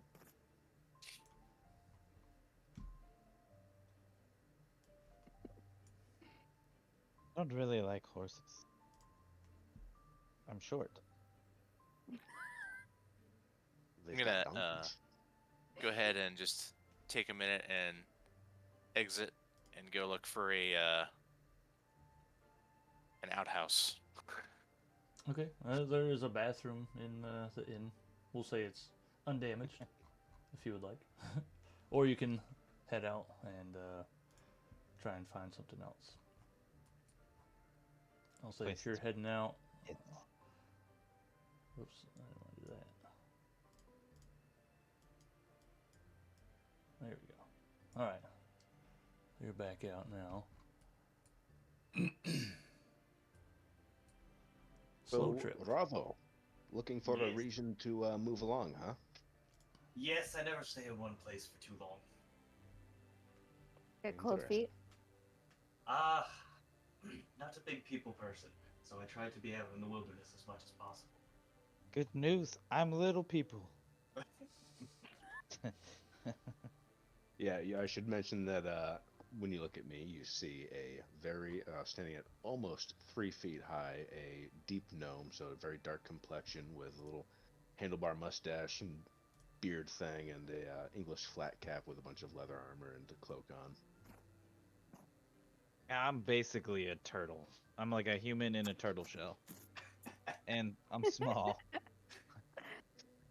I am not as small as Mac, but I'm a satyr, and I have this like very pale hair all over my body with hooves and these big horns. And I seem to kind of shimmer. But also Well. not very tall. Well, I stand at 6 feet 2 inches. Ah, I'm Look at the very size of 'em. slender. I'm very slender. I walk with no noise, or very little noise. I have jet Spooky. black hair with shaved sides of the head, and my hair is braided into 3 long braids.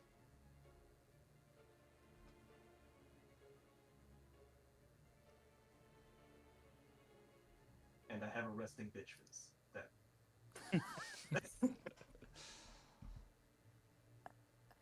are you a humanoid or like a I'm a Sharda Kai. Humanoid, am- yes, Yeah, but yes. of very pale, grayish skin.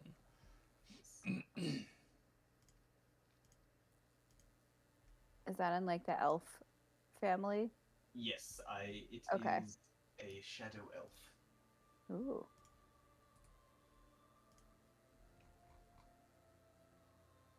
Well, it's good to officially meet you, Bravo. By the way, my name is Macmillian McTavish. What a name. You may call me Gilda. At least it's hard to forget. Yes. They've been taking to calling me Triple Mac. Oh, Mac.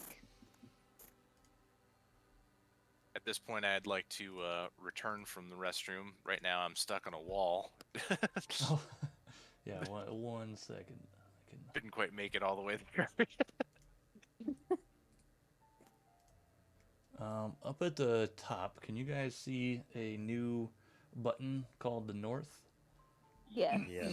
Go ahead and click on Okay. that. North?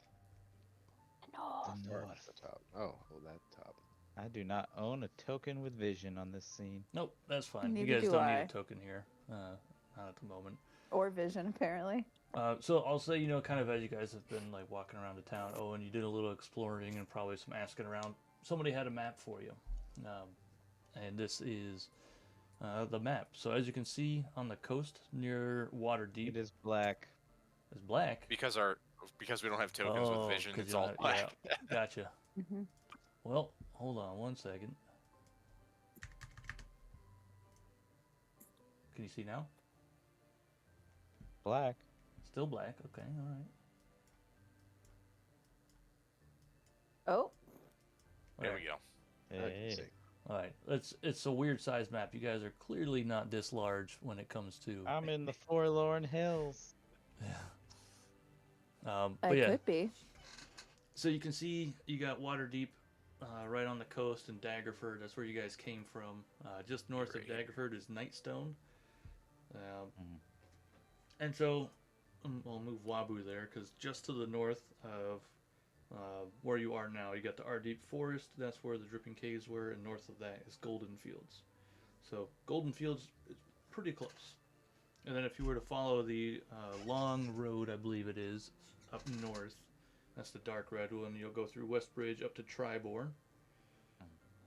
And then you would have to follow it way up north in the northwest. Past the spine of the world. You've got the last town, Bryn Shander. So those were the three places that Morak asked you to go to deliver the bad news. Bloody Well- hell. Bryn Shander's a fucking walk. Yeah. Or a ride. You could have some horses. I've only I have still don't two like legs. horses. What else? My legs are a foot and a half long. I'm not walking that far. You would only have to take about 500 million steps to get there. It's fine. If you stood on my shell while I'm standing, you're still not as tall as Ravo. So Mac is from Waterdeep, right? Perhaps he knows of where we can get some horses in Waterdeep. Yeah, we could swing through. It's pretty easy to find anything you need in Waterdeep. It's a very big city. We could just, make it a real quick trip. No need to linger. Hmm.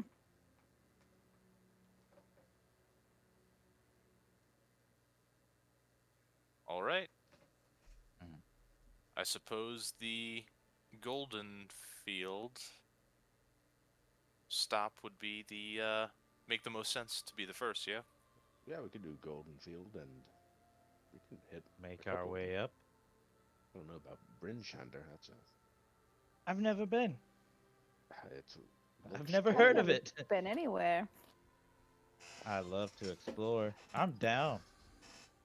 It's really far. What else are you doing, Mac? Besides shooting Owen in the bum. Well, I would avoid shooting Owen if I wasn't going, but I don't have anything else to do, so I like getting paid. No hot dates with a princess. Yeah, no. Looks like you're stuck with us then. It They is could be nice to hot get dates. legitimately paid. What's money compared to good company and fun? A better time. Well, do we rest here at the end and make our way in the morning? Yeah, I believe we drink all of their booze, sleep Yes. it off, head out in the morning. Or the afternoon. Tomorrow. Eventually, yeah. Hmm. Drink until time is relative. Yes.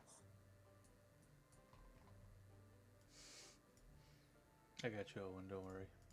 Thank you for the assist with the walls. Oh, I was trying to find which wall you were stuck on. Like made it all the way around, Yep. like the Through the gate up to the keep. yeah. Nice. Yeah. So do we all just do a long rest now, right? Overnight? We skipped Owen's intro or Oh, introduction. sorry. Oh, yes. I'm Owen Hammerhand. I hail from the independent kingdom of Eltergard. Yes, I am a devout follower of the all-powerful Torm. He's a righteous. I'm a human man, approximately 30 years of age, about 6 feet tall, He has 2 fake teeth. and bald. Ah. I unfortunately have lost my hair. It's genetics. It's speed. Genetics are a bitch. What are you gonna do? What the heck? Apparently, it transcends fantasy too. It does, yeah, it does. Yeah.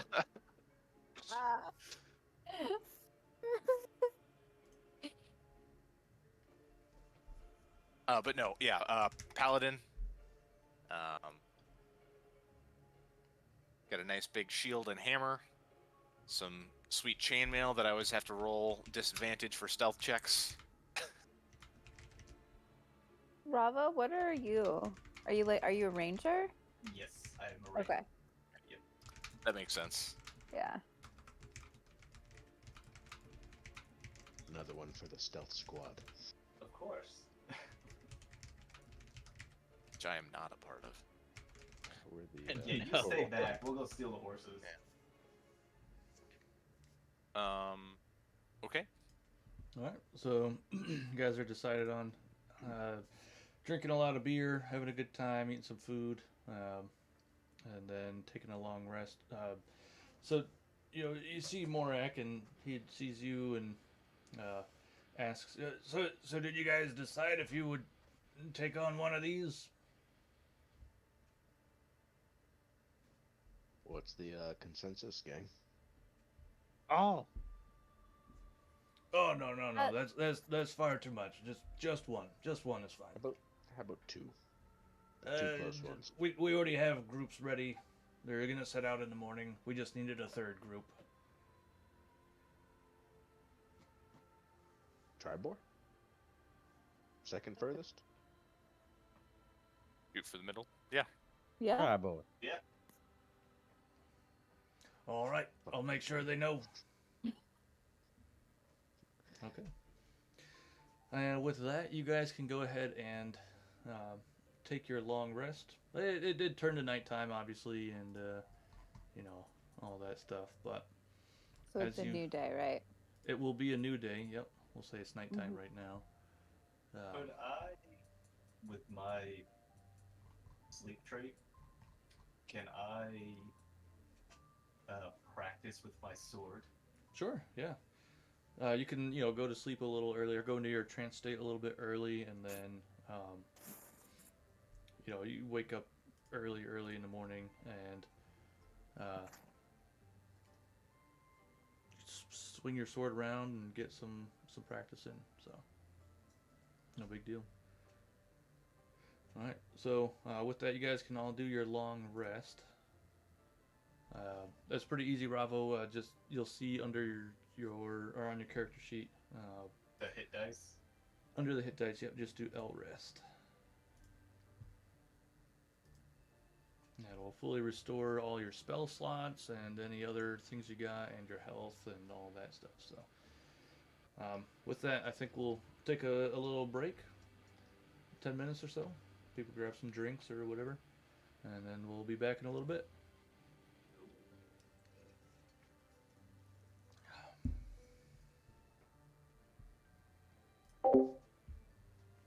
But Chris, Bam.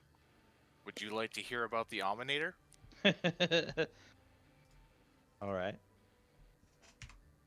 So the Ominator, I don't know if I've already read this one. Keep forgetting. The Keeper of the Eternal Sun, the Light of Law, the Yellow God. What's The he do? rule of law and the glory of the sun are both in Ominator's dominion. His priests help establish bureaucracies and lawful order in communities. They often witness contracts and signed agreements, stamping such documents with the sun symbol of Ominator to signify their validity. His priests teach that Ominator has died and been reborn time and again. Like the sun, he might pass into the realm of darkness, but inevitably his bright gaze shall fall on the world once again.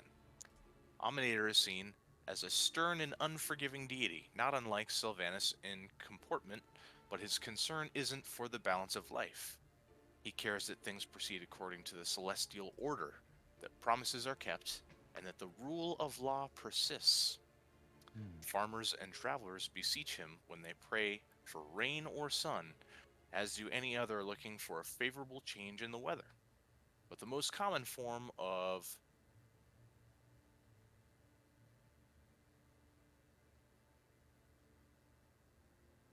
I've never heard that word before in my life. Propitiation to Ominator is the practice of swearing oaths, signed contracts, and declaring laws under the light of the sun. So ingrained in the common perception is the connection between a solemn oath and the sun that those engaged in closing deals or issuing edicts often pause and wait for a passing cloud to clear the sun before completing the transaction or pronouncement. I gotta look up that word. Propitiation. I am gonna take a quick break though. Yeah. Be right back.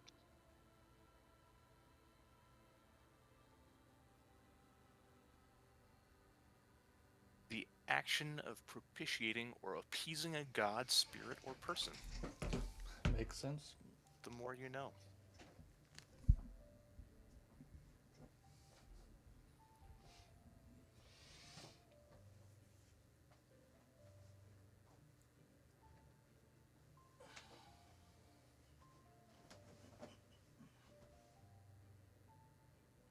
Yep.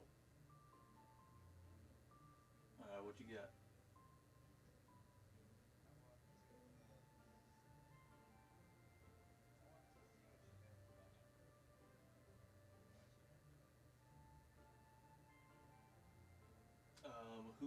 Who has the amulet?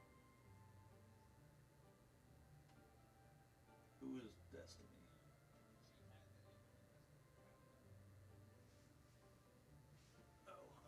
Alright, give me 1 second. Turn off my camera here so people don't know that I'm looking up stuff.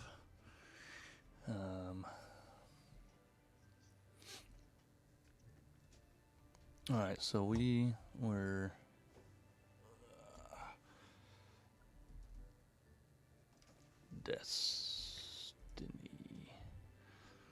Destiny Agonor. That's who you're talking about. Yeah. So I'll say they don't really like have any particular connection to them. They are just followers of Asmodeus. Just kind of like how any given person would be a follower of a particular religion. That's kind of what they are. They're not like nefarious people that are, doing deeds for Asmodeus or anything like that. So, yep.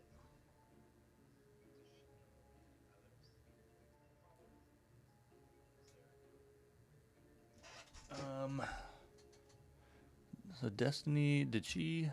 She didn't die, did she? I don't think so.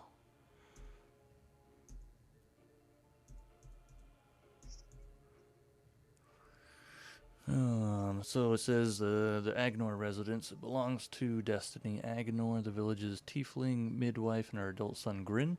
The cottage has locked shutters over its windows. The door, which is also locked, has row upon row of ornate runes burned into it.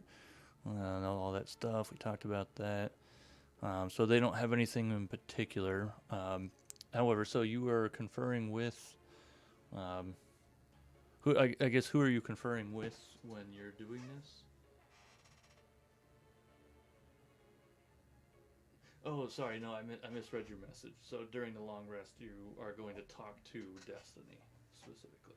Gotcha. Okay. Yeah. No. So I'll say, for this interaction, she doesn't really know a whole lot. I'll say that she does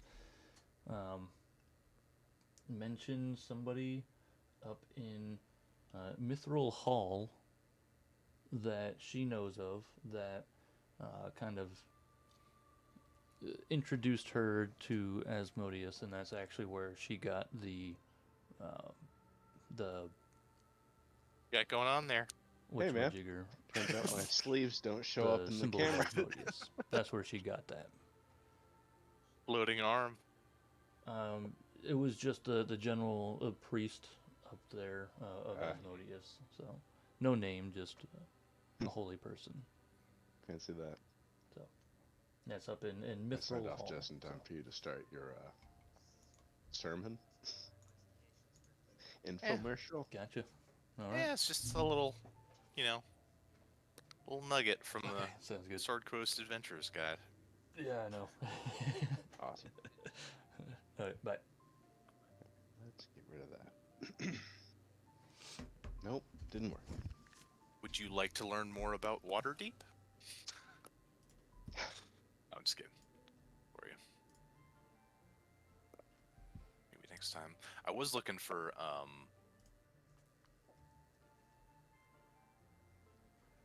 something about Tribor, but it's only really mentioned like twice, just sort of in passing in the guides.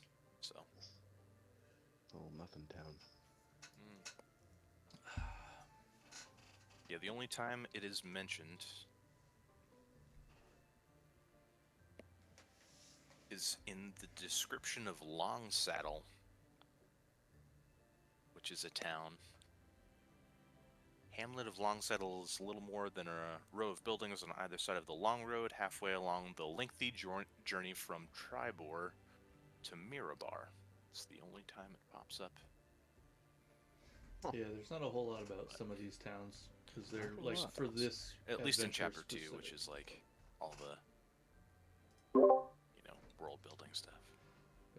There's not a whole lot on some of these towns Yeah. because these towns are like this adventure specific. So there is the Sword Coast Adventurer's Guide if you wanted That's- to know more. That's what I'm reading out of. Oh, okay, gotcha. Yeah, yeah. I could probably check the wiki. Yeah, there is also the wiki, which has quite a bit of information.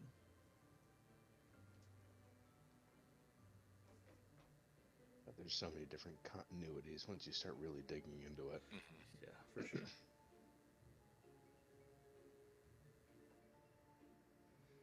All right, so we got everybody. We got a Maddie back, Yeah, I'm here. and then a Heidi. She's muted still, so I don't know if she's back yet. You guys are in the same house. Well, I'm downstairs. She's upstairs. Get a broom. Well, that's not how this house works with different floors. The part of the house that she's in is a one-floor house. The part of the house I'm in is a two-floor house. You got the old split level. Yeah, it's a split-level ranch. So half of the house is 2 floors. The other half is 1 floor with a crawl space underneath. So she's I like, just live in a house like that. she lives like, or she's sitting like half a floor above me. Hit the broom at like an angle, It's like, just the corner of my screen, like that way. Boop, boop. why do that? There she is. A wild Heidi spotted. We're looking at you on the camera. Yeah, you are. Barely, but yes. Yeah. All right, hold on. I'll be right back. No, break time's over. He's already gone.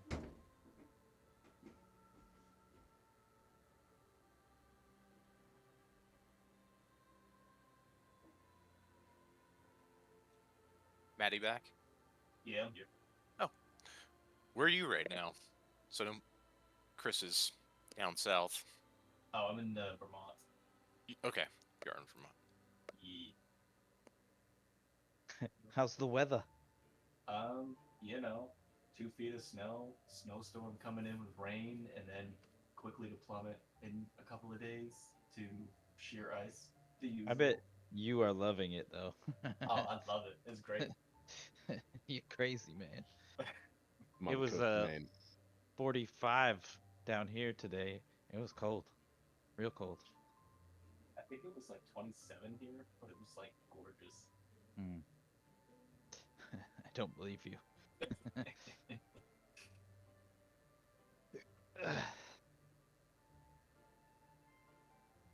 Yeah, most of the New England states represented.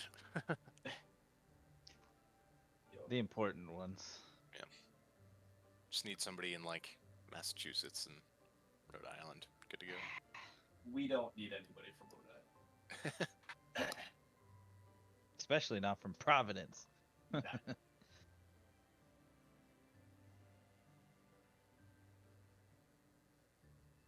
Although I can't say Connecticut is all that much better. I'm not a fan. Tyler and Heidi don't seem to mind too much. They're I think- not. Where they're at isn't bad. I mean, I literally went to school 30 seconds from where they lived. So I lived there for 3 years, but it's too many people. You like the frosty north. I do.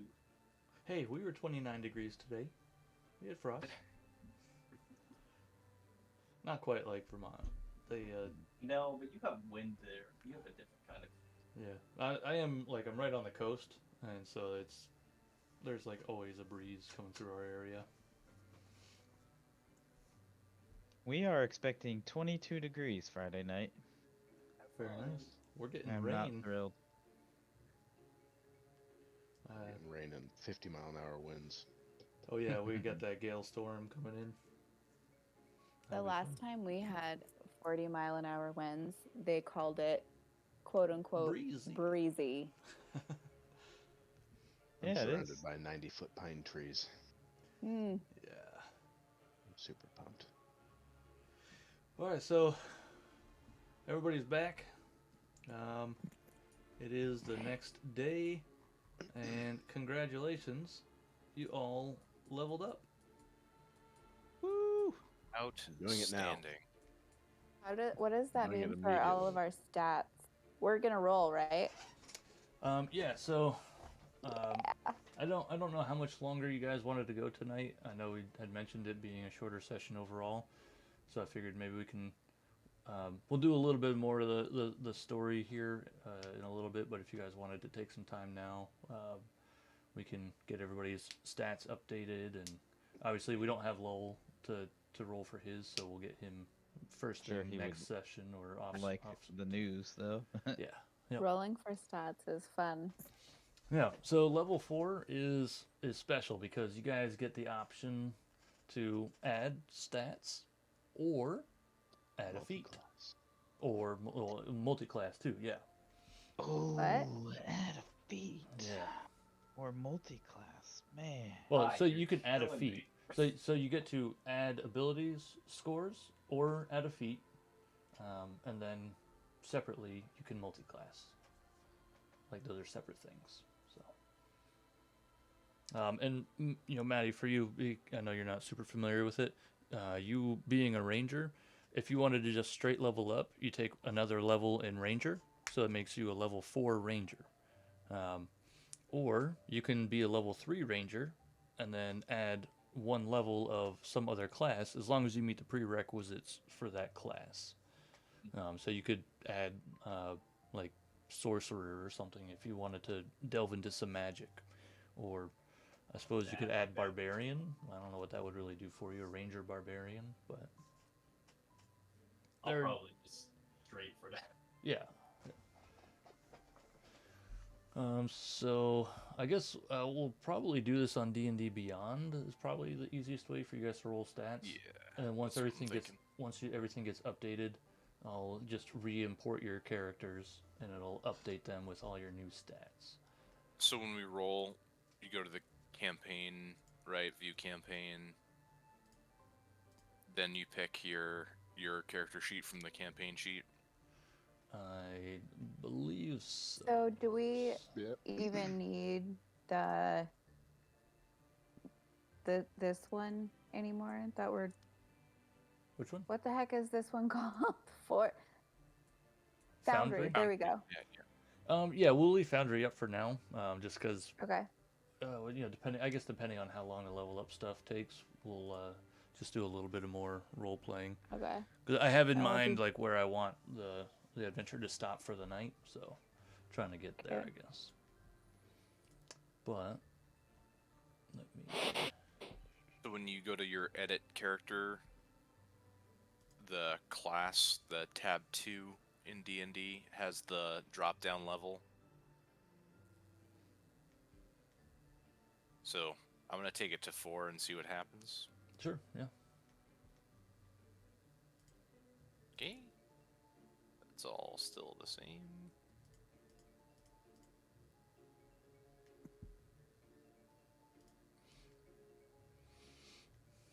Okay. So I see Mac got it to level 4. Okay, how do we do this one right here? So you're on D&D Beyond, right? Yeah, it took me a second. Oh, okay, yeah. So for your class, you just go to level 4, and that'll actually open up your new skills and abilities. And then, actually, I need to figure out where the feats come in. So there, also on the class tab is the optional feat manager and the spell drop downs. So I believe you can check Well, the the optional boxes on. the optional feat manager is if you're using optional Oh, rules for your class. I gotcha. Okay. Yeah.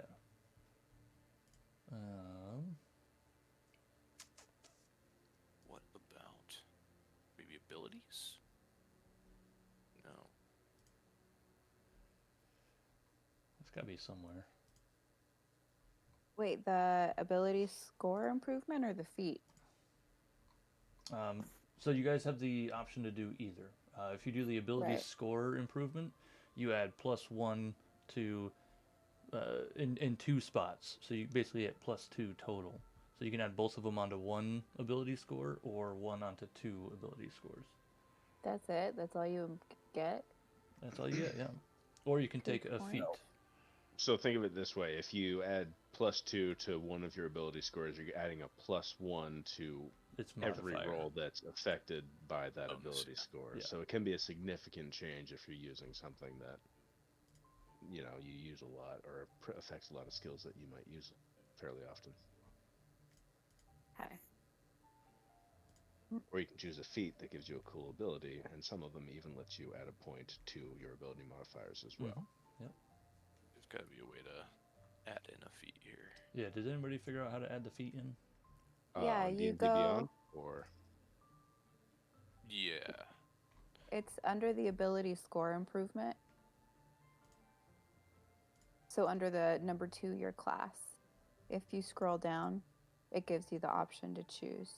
Oh, ability score improvement. There it is. Nice, I see. Yeah, so either that or the feat, and then you underneath it'll give you the drop down. Okay, yeah. So some of the feats are actually really cool. What? For some reason, mine very need a is nice second. handy ones. Oh my god, there's so many. There are quite a bit. That's kind of why I'm not like rushing to get back into it. Okay, I guess my internet is having having issues.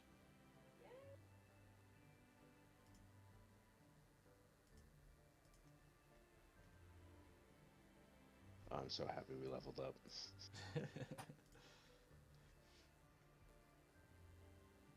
Gift of the Chromatic Dragon. What the heck are these? Okay, open another thing. Figure out what these are. It'll tell me where they are in the sources, right? Like what the feats are. Some of them. Some of the feats come from different sources. But the nice thing to know is, I believe everything that you see on your list is something that you can choose. So if you can't choose it because it has a prerequisite of like a gnome only or something like that, or dwarf only, you can't choose that feat, and so it won't be on the options list for you.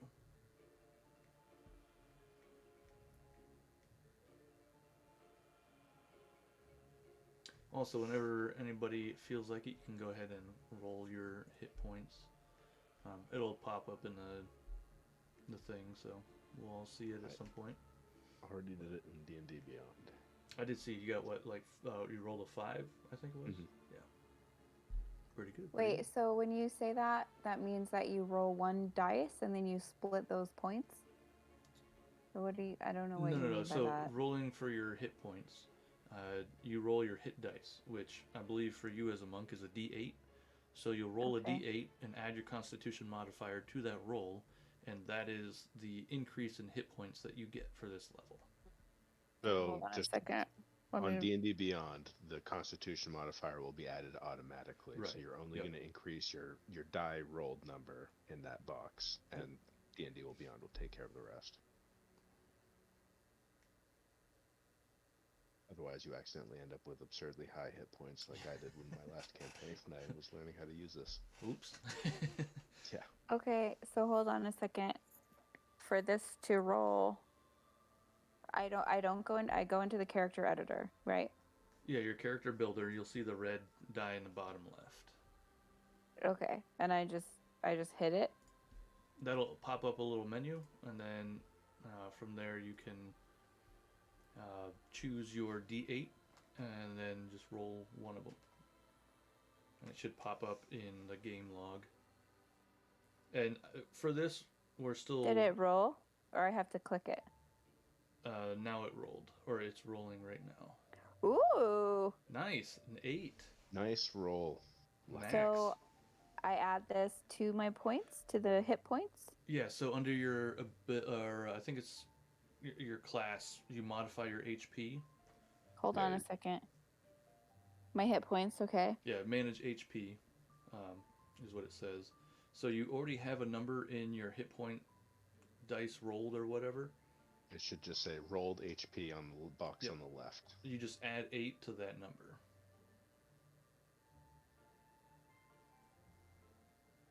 And that'll automatically update your hit points.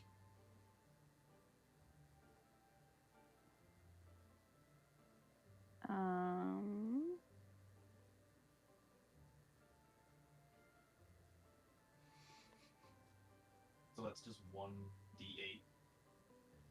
You as a ranger, I think your hit point dice is a D10. Yes. Okay. Yep. So you get So to I roll just a D10. manually do the current or the max? Hold on. So you're on your class. You hit manage HP. You have the window there that Hold says on a rolled second. HP, right?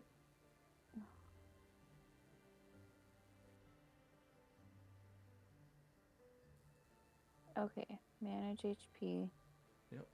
And then you see Rolled rolled HP. HP. You add 8 Okay. to that number. Just manually, right? Yeah, manually. And that'll take into consideration your Constitution modifier, and it'll automatically update it. Okay. So once you added 8, you just hit save or whatever it is, and then your hit points are good to go. Okay. Sorry, that seemed really complicated. It You'll was not. get used to it. Yeah. Okay. I am still reading feats. Yeah, no worries. There's a lot of them, Oh. so. Yeah. There's a gift of the chromatic dream. Okay. I don't know what this is, but it sounds cool. I think for you, probably the Gift of the Dragons are not going to be the most useful. I'm sure, but it Well, no, sounds cool, so yeah, I guess. Yeah, I'm not really sure. So I guess I'd. whatever. That's not even cool. Yeah. That'd be wasted on you. Let's see. Trying to remember, like, because I had my, monk and I had looked at all this stuff. Trying to think of the ones that were the good ones. I think. Fey Touched might be a good one for you.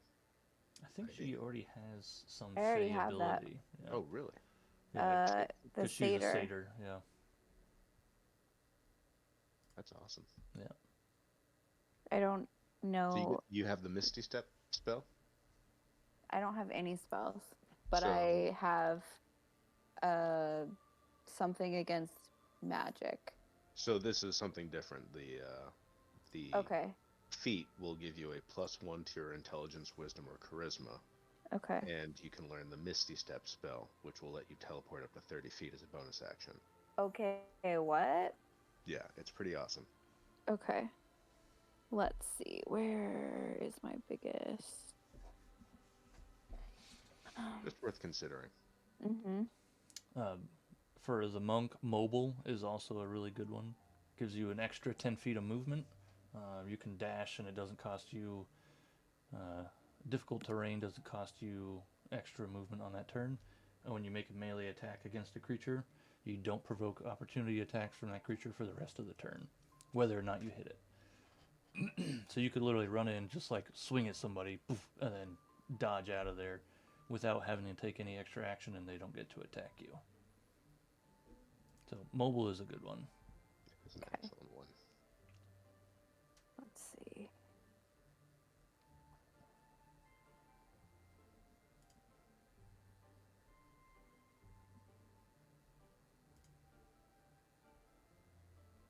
Although mobile might not be very necessary for you because you're the drunken master, so you've Yeah. got drunken technique. So when you use flurry of blows, now mobile will basically give you the flurry of blows benefit, which gives you disengage and plus 10 feet to movement.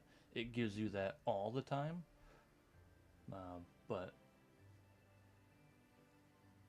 drunken blows is only when you use your flurry of blows. Yeah.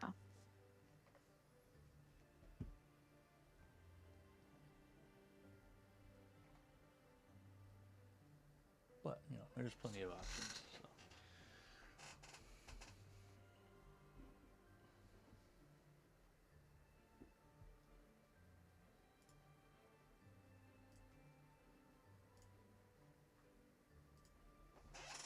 One of my personal favorite feats, which will fit with any class, is Skill Expert.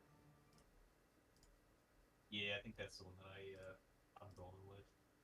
Add +1 to an ability score and gain proficiency and expertise, which expertise lets you double your proficiency bonus to a skill, Mhm. which is super helpful.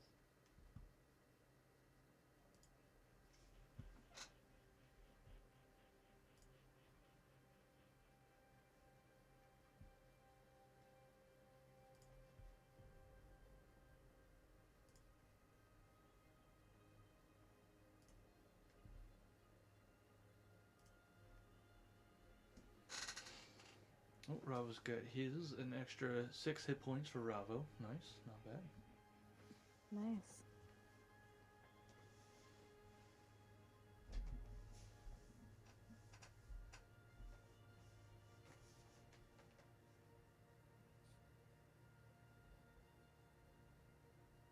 There are a lot of feats. Yeah. Yes. Yep. And if you guys, if you don't want to make the decision tonight, I will say for the remainder of the role playing that I had envisioned for the night, there's not going to be like any combat or anything like that. So we can always, just go No through. planned. None planned unless you guys are getting wild. Yeah, But don't Tavern underestimate brawl. murder hobos. yeah. Trying to So avoid I mean, that. we can finish that, and if you guys want, you can look at the feats list and stuff later. Ooh. Or we can just keep doing it now. I'm fine either way.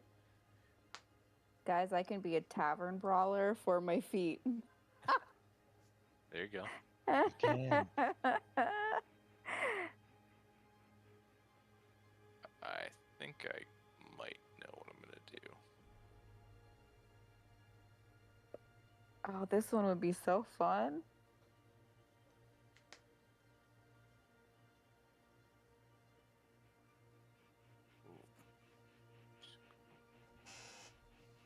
Ooh.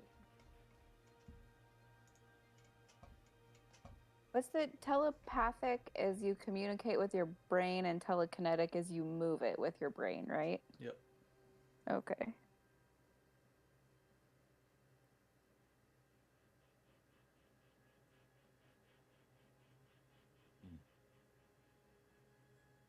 Dang.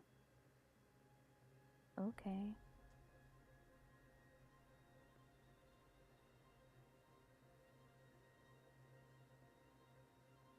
Todd, I got a question for you. Yeah.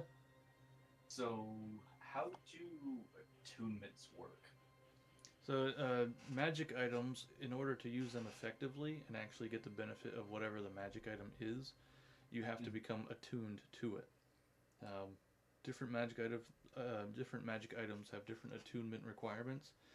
Typically, what like a base attunement process would be, if it's a magical sword, you have to hold on to that sword and have it on your possession for like 8 hours or something like that, and then you'll become attuned to it. Or a shield, same thing like that, or a ring. Um, keeping it, whatever it is, on your person for said period of time will allow you to actually use it for its magical properties. Okay. Is there a place to see what that is for any specific thing, or is it just like weapons? It's this. A lot of magic items are just like basic, and they don't tell you anything special, and so they would just be like, have it on your possession for 8 hours, and you're attuned to it. If they have special attunement requirements, then it'll tell you in the item description.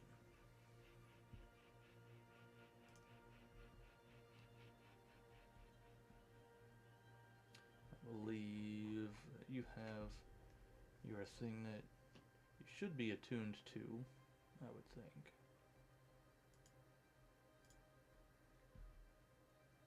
Oh yeah, there you go. I'll add your item for attunement. Okay. So you are attuned to it at this point. Oh, okay.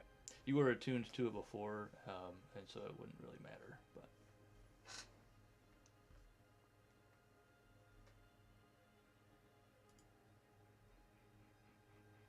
All right. I'm not gonna decide tonight. Sure. I'm just gonna fucking do my HP. What am I supposed to do for that?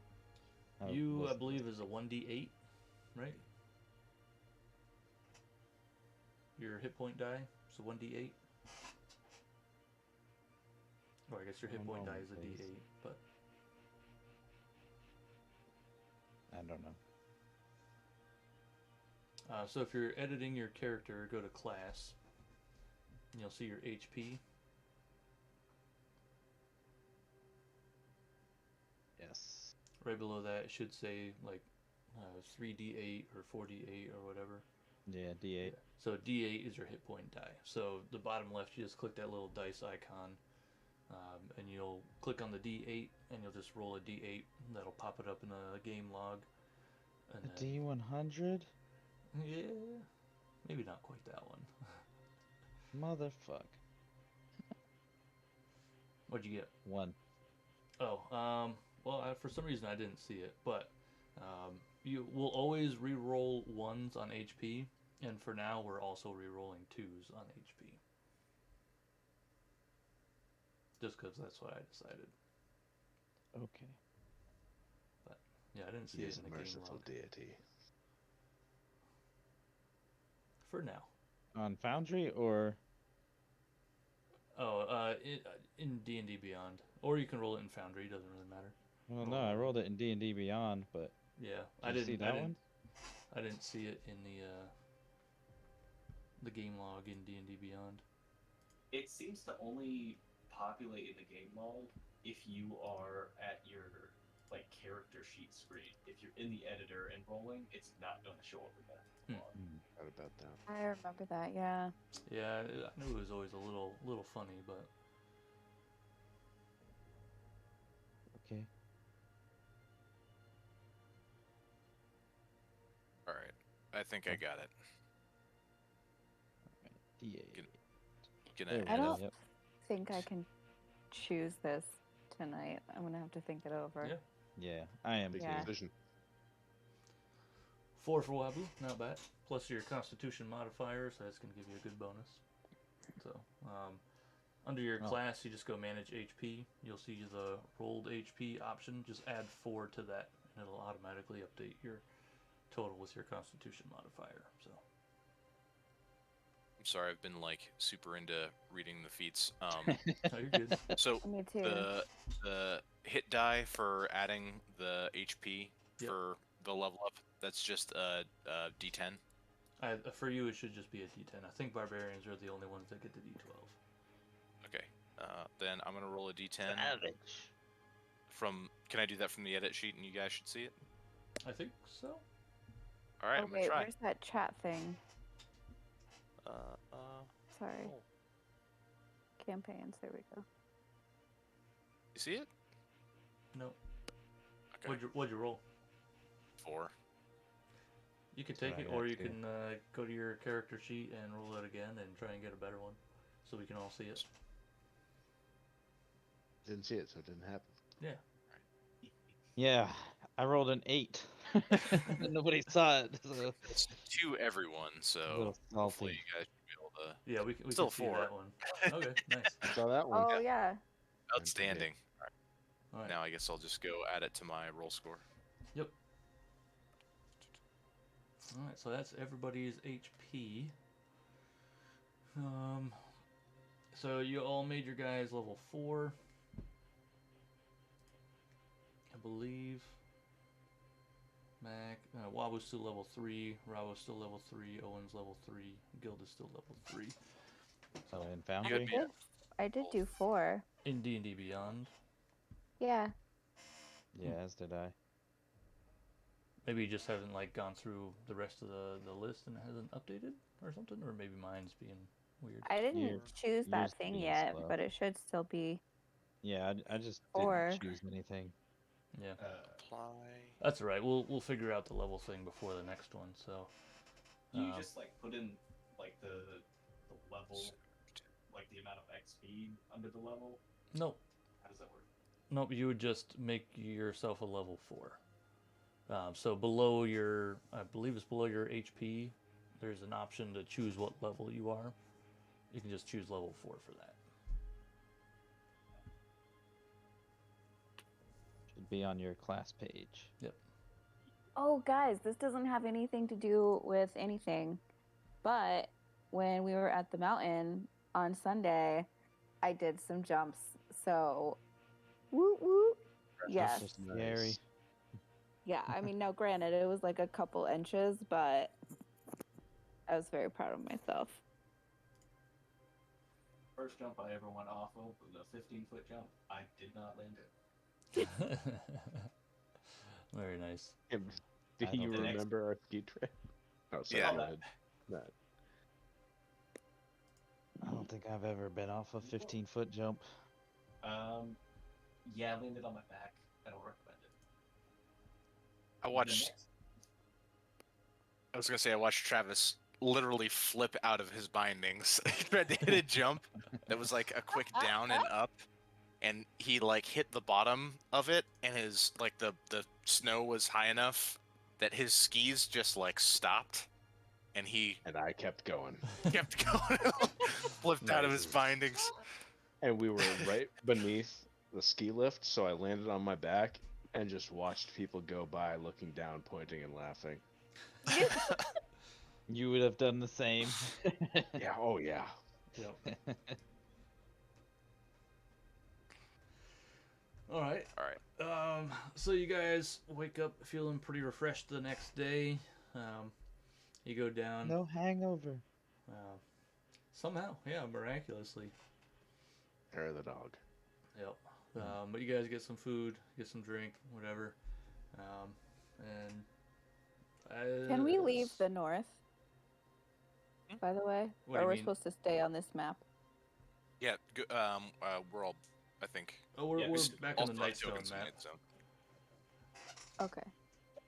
Yeah, looks like two people are over there. We got Mac and Gilda are on the north, but Yeah, I don't. Oh, how do I leave the north? you just Mhm. click, Back click over back the on Nightstone Nightstone. tab. There we go. Yep. And I'll leave that north up for you guys because you have the map now, and so you can go back to that and refer to that whenever you want. Gotcha. All right, but the morning is yours. If you want to move out of the inn, just let me know. I'll just move you outside. During Yeah. breakfast, Mac is working on a strange clockwork-esque quietly to himself. In the middle of a inn. Just working during breakfast. Little tinker tools.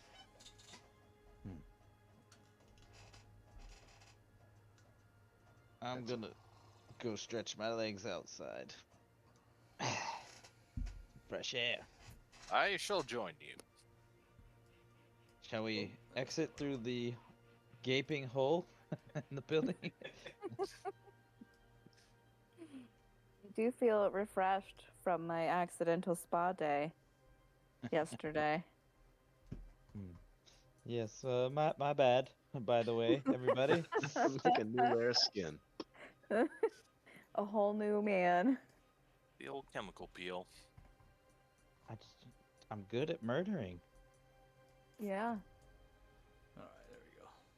I do think like half the damage was due to your Eldritch Blasts, though. I gotta say, Wabu, watching you shoot that shit out of your hand, not only is it amazing, it really helped me with a breakthrough. I'll show you another time, though. Okay, but I want to see it. Not- The breakthrough, not, It's a Don't get- gizmo, but it's a battle gizmo. I don't know that word. I know battle. So, where are we going again? To Uh, the middle one. Daggerford, Ybor. to double check, we were gonna let what's her face know that her friend's dead, right? We were Since it's gonna on- send a message. But it's right? on the way. We'd literally be traveling alongside the message. Oh. It was the Well, opposite direction. Yeah, you're going. Oh, was it? Daggerford was Oh. southwest. Oh, that's right. I'm sorry. I was thinking. All right, never mind.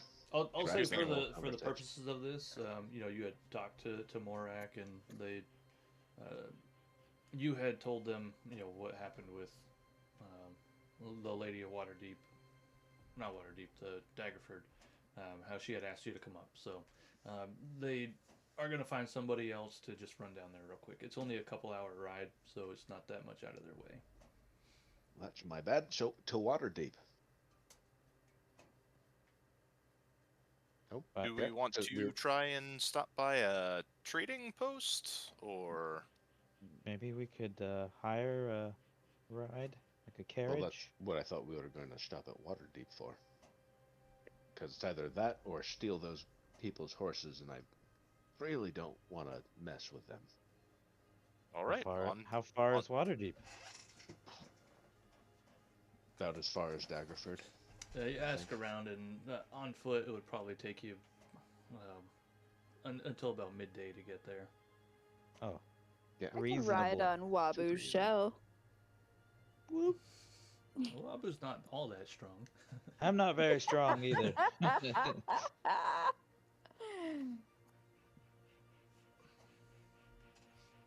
to Waterdeep. What? Half day hike. Let's go. Not too bad. Okay. I don't. Okay. This is a map transition, or At the Well, moment, no. okay. Whoa. What is happening? Gilda's going for a ride. Yes. I That girl is fast. She wakes up feeling so refreshed, she doesn't know how to control herself anymore. just did a quick, a quick 5K. Quick little Get down, that, down and up, down and up. Yeah. Where's I don't even. Where did you go? I'm doing my best. All right. So we're following the path back down to the Okay. main road there, right? The So as you guys higher road. come across the drawbridge to take the path to go back down, I don't know. I guess I'll say Owen, you were kind of first out, and Ravo, you were kind of first out. You guys go ahead and roll me a perception check. Sorry. Oops. I think Gilda is first out. She Very swam fast. through the river on the south, real quick, no big deal. But, okay, excellent. So Ravo, you catch up Okay. pick up on this first, but Owen, you also see it as you guys come out. You see an enormous tower floating on a billowy cloud about 1,000 feet above your head. What? A tower? A tower. It looks like a tower from a castle. It looks to be from where you are. Maybe it's a couple 100 feet tall, but it is 1,000 feet up. And as you kind of look at this tower, it's like slowly drifting towards you, towards the town, and then you see it stop. It's not directly over the town. It's over the field to the north of the town.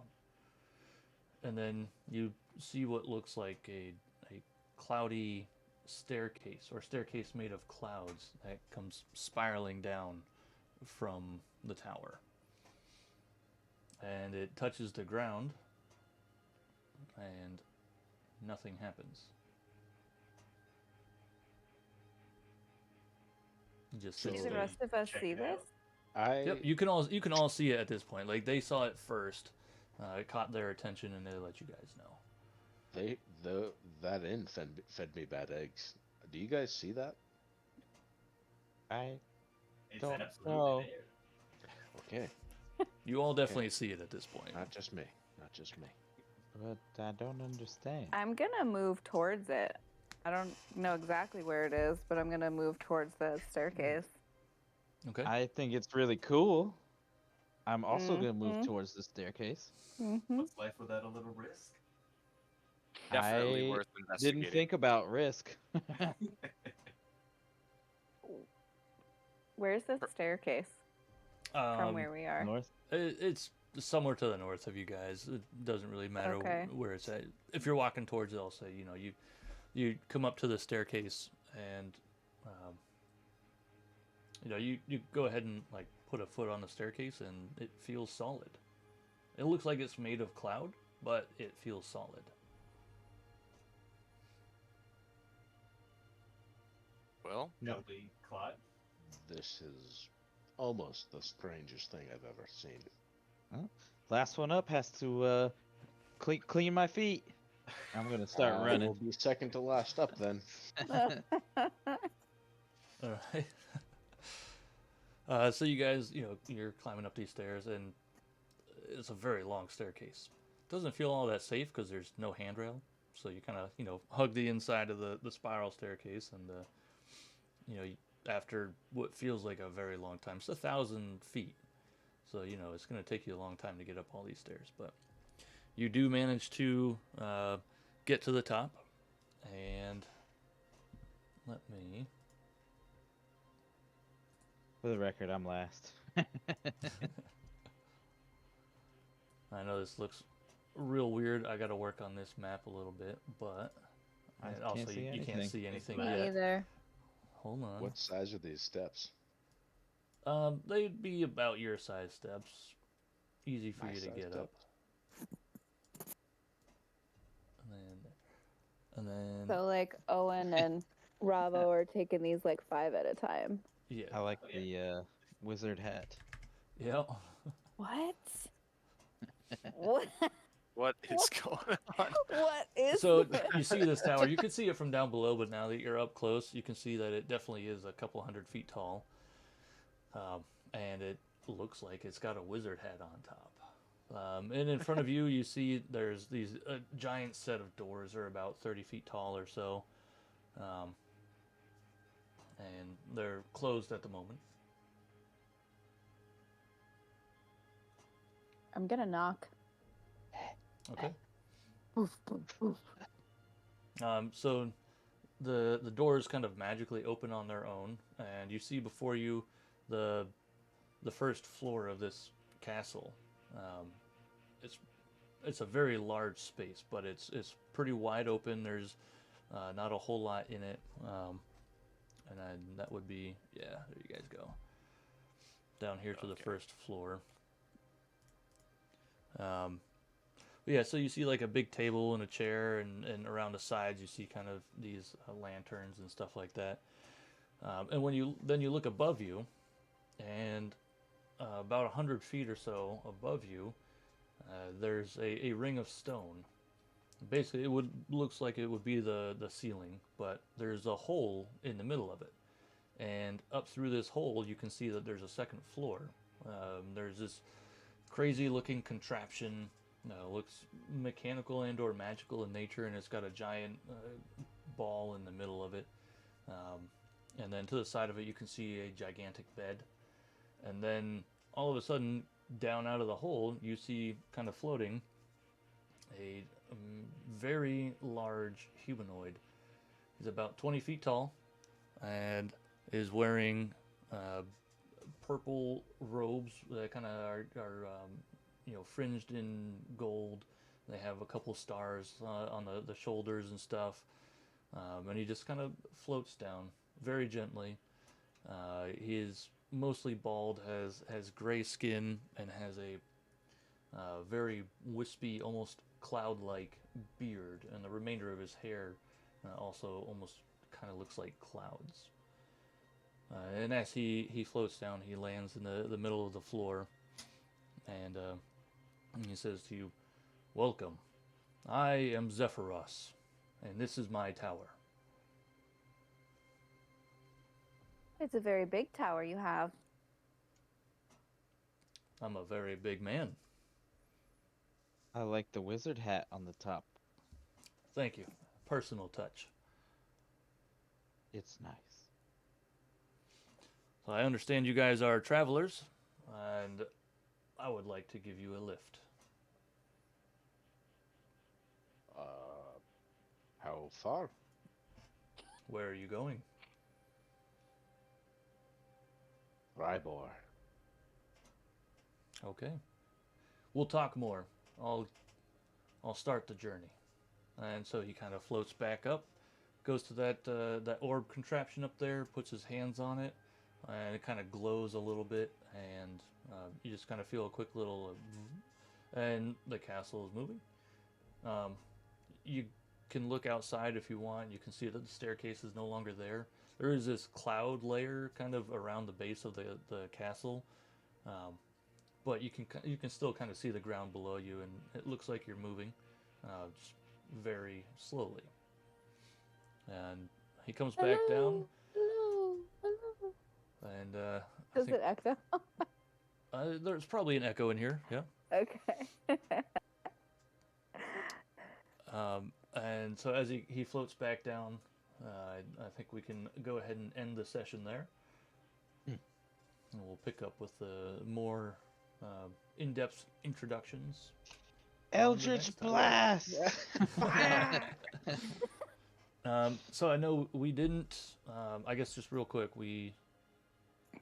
No, you know what? I didn't even do that. It doesn't matter. All right. So when do we think we want to meet up next? I don't know, but Ryan missed a wild session. Yeah, he told me he wasn't gonna make it. I was like, oh man, If there was one to miss, this wasn't it. But Oh man. that's all right. We'll catch him up. New player, save the villagers, Cloud Castle. Leveled up. A wizard Level up. cloud castle. Yeah, for real. Goo monster. All right. Well, Heck I'll yeah. go ahead and end the stream there.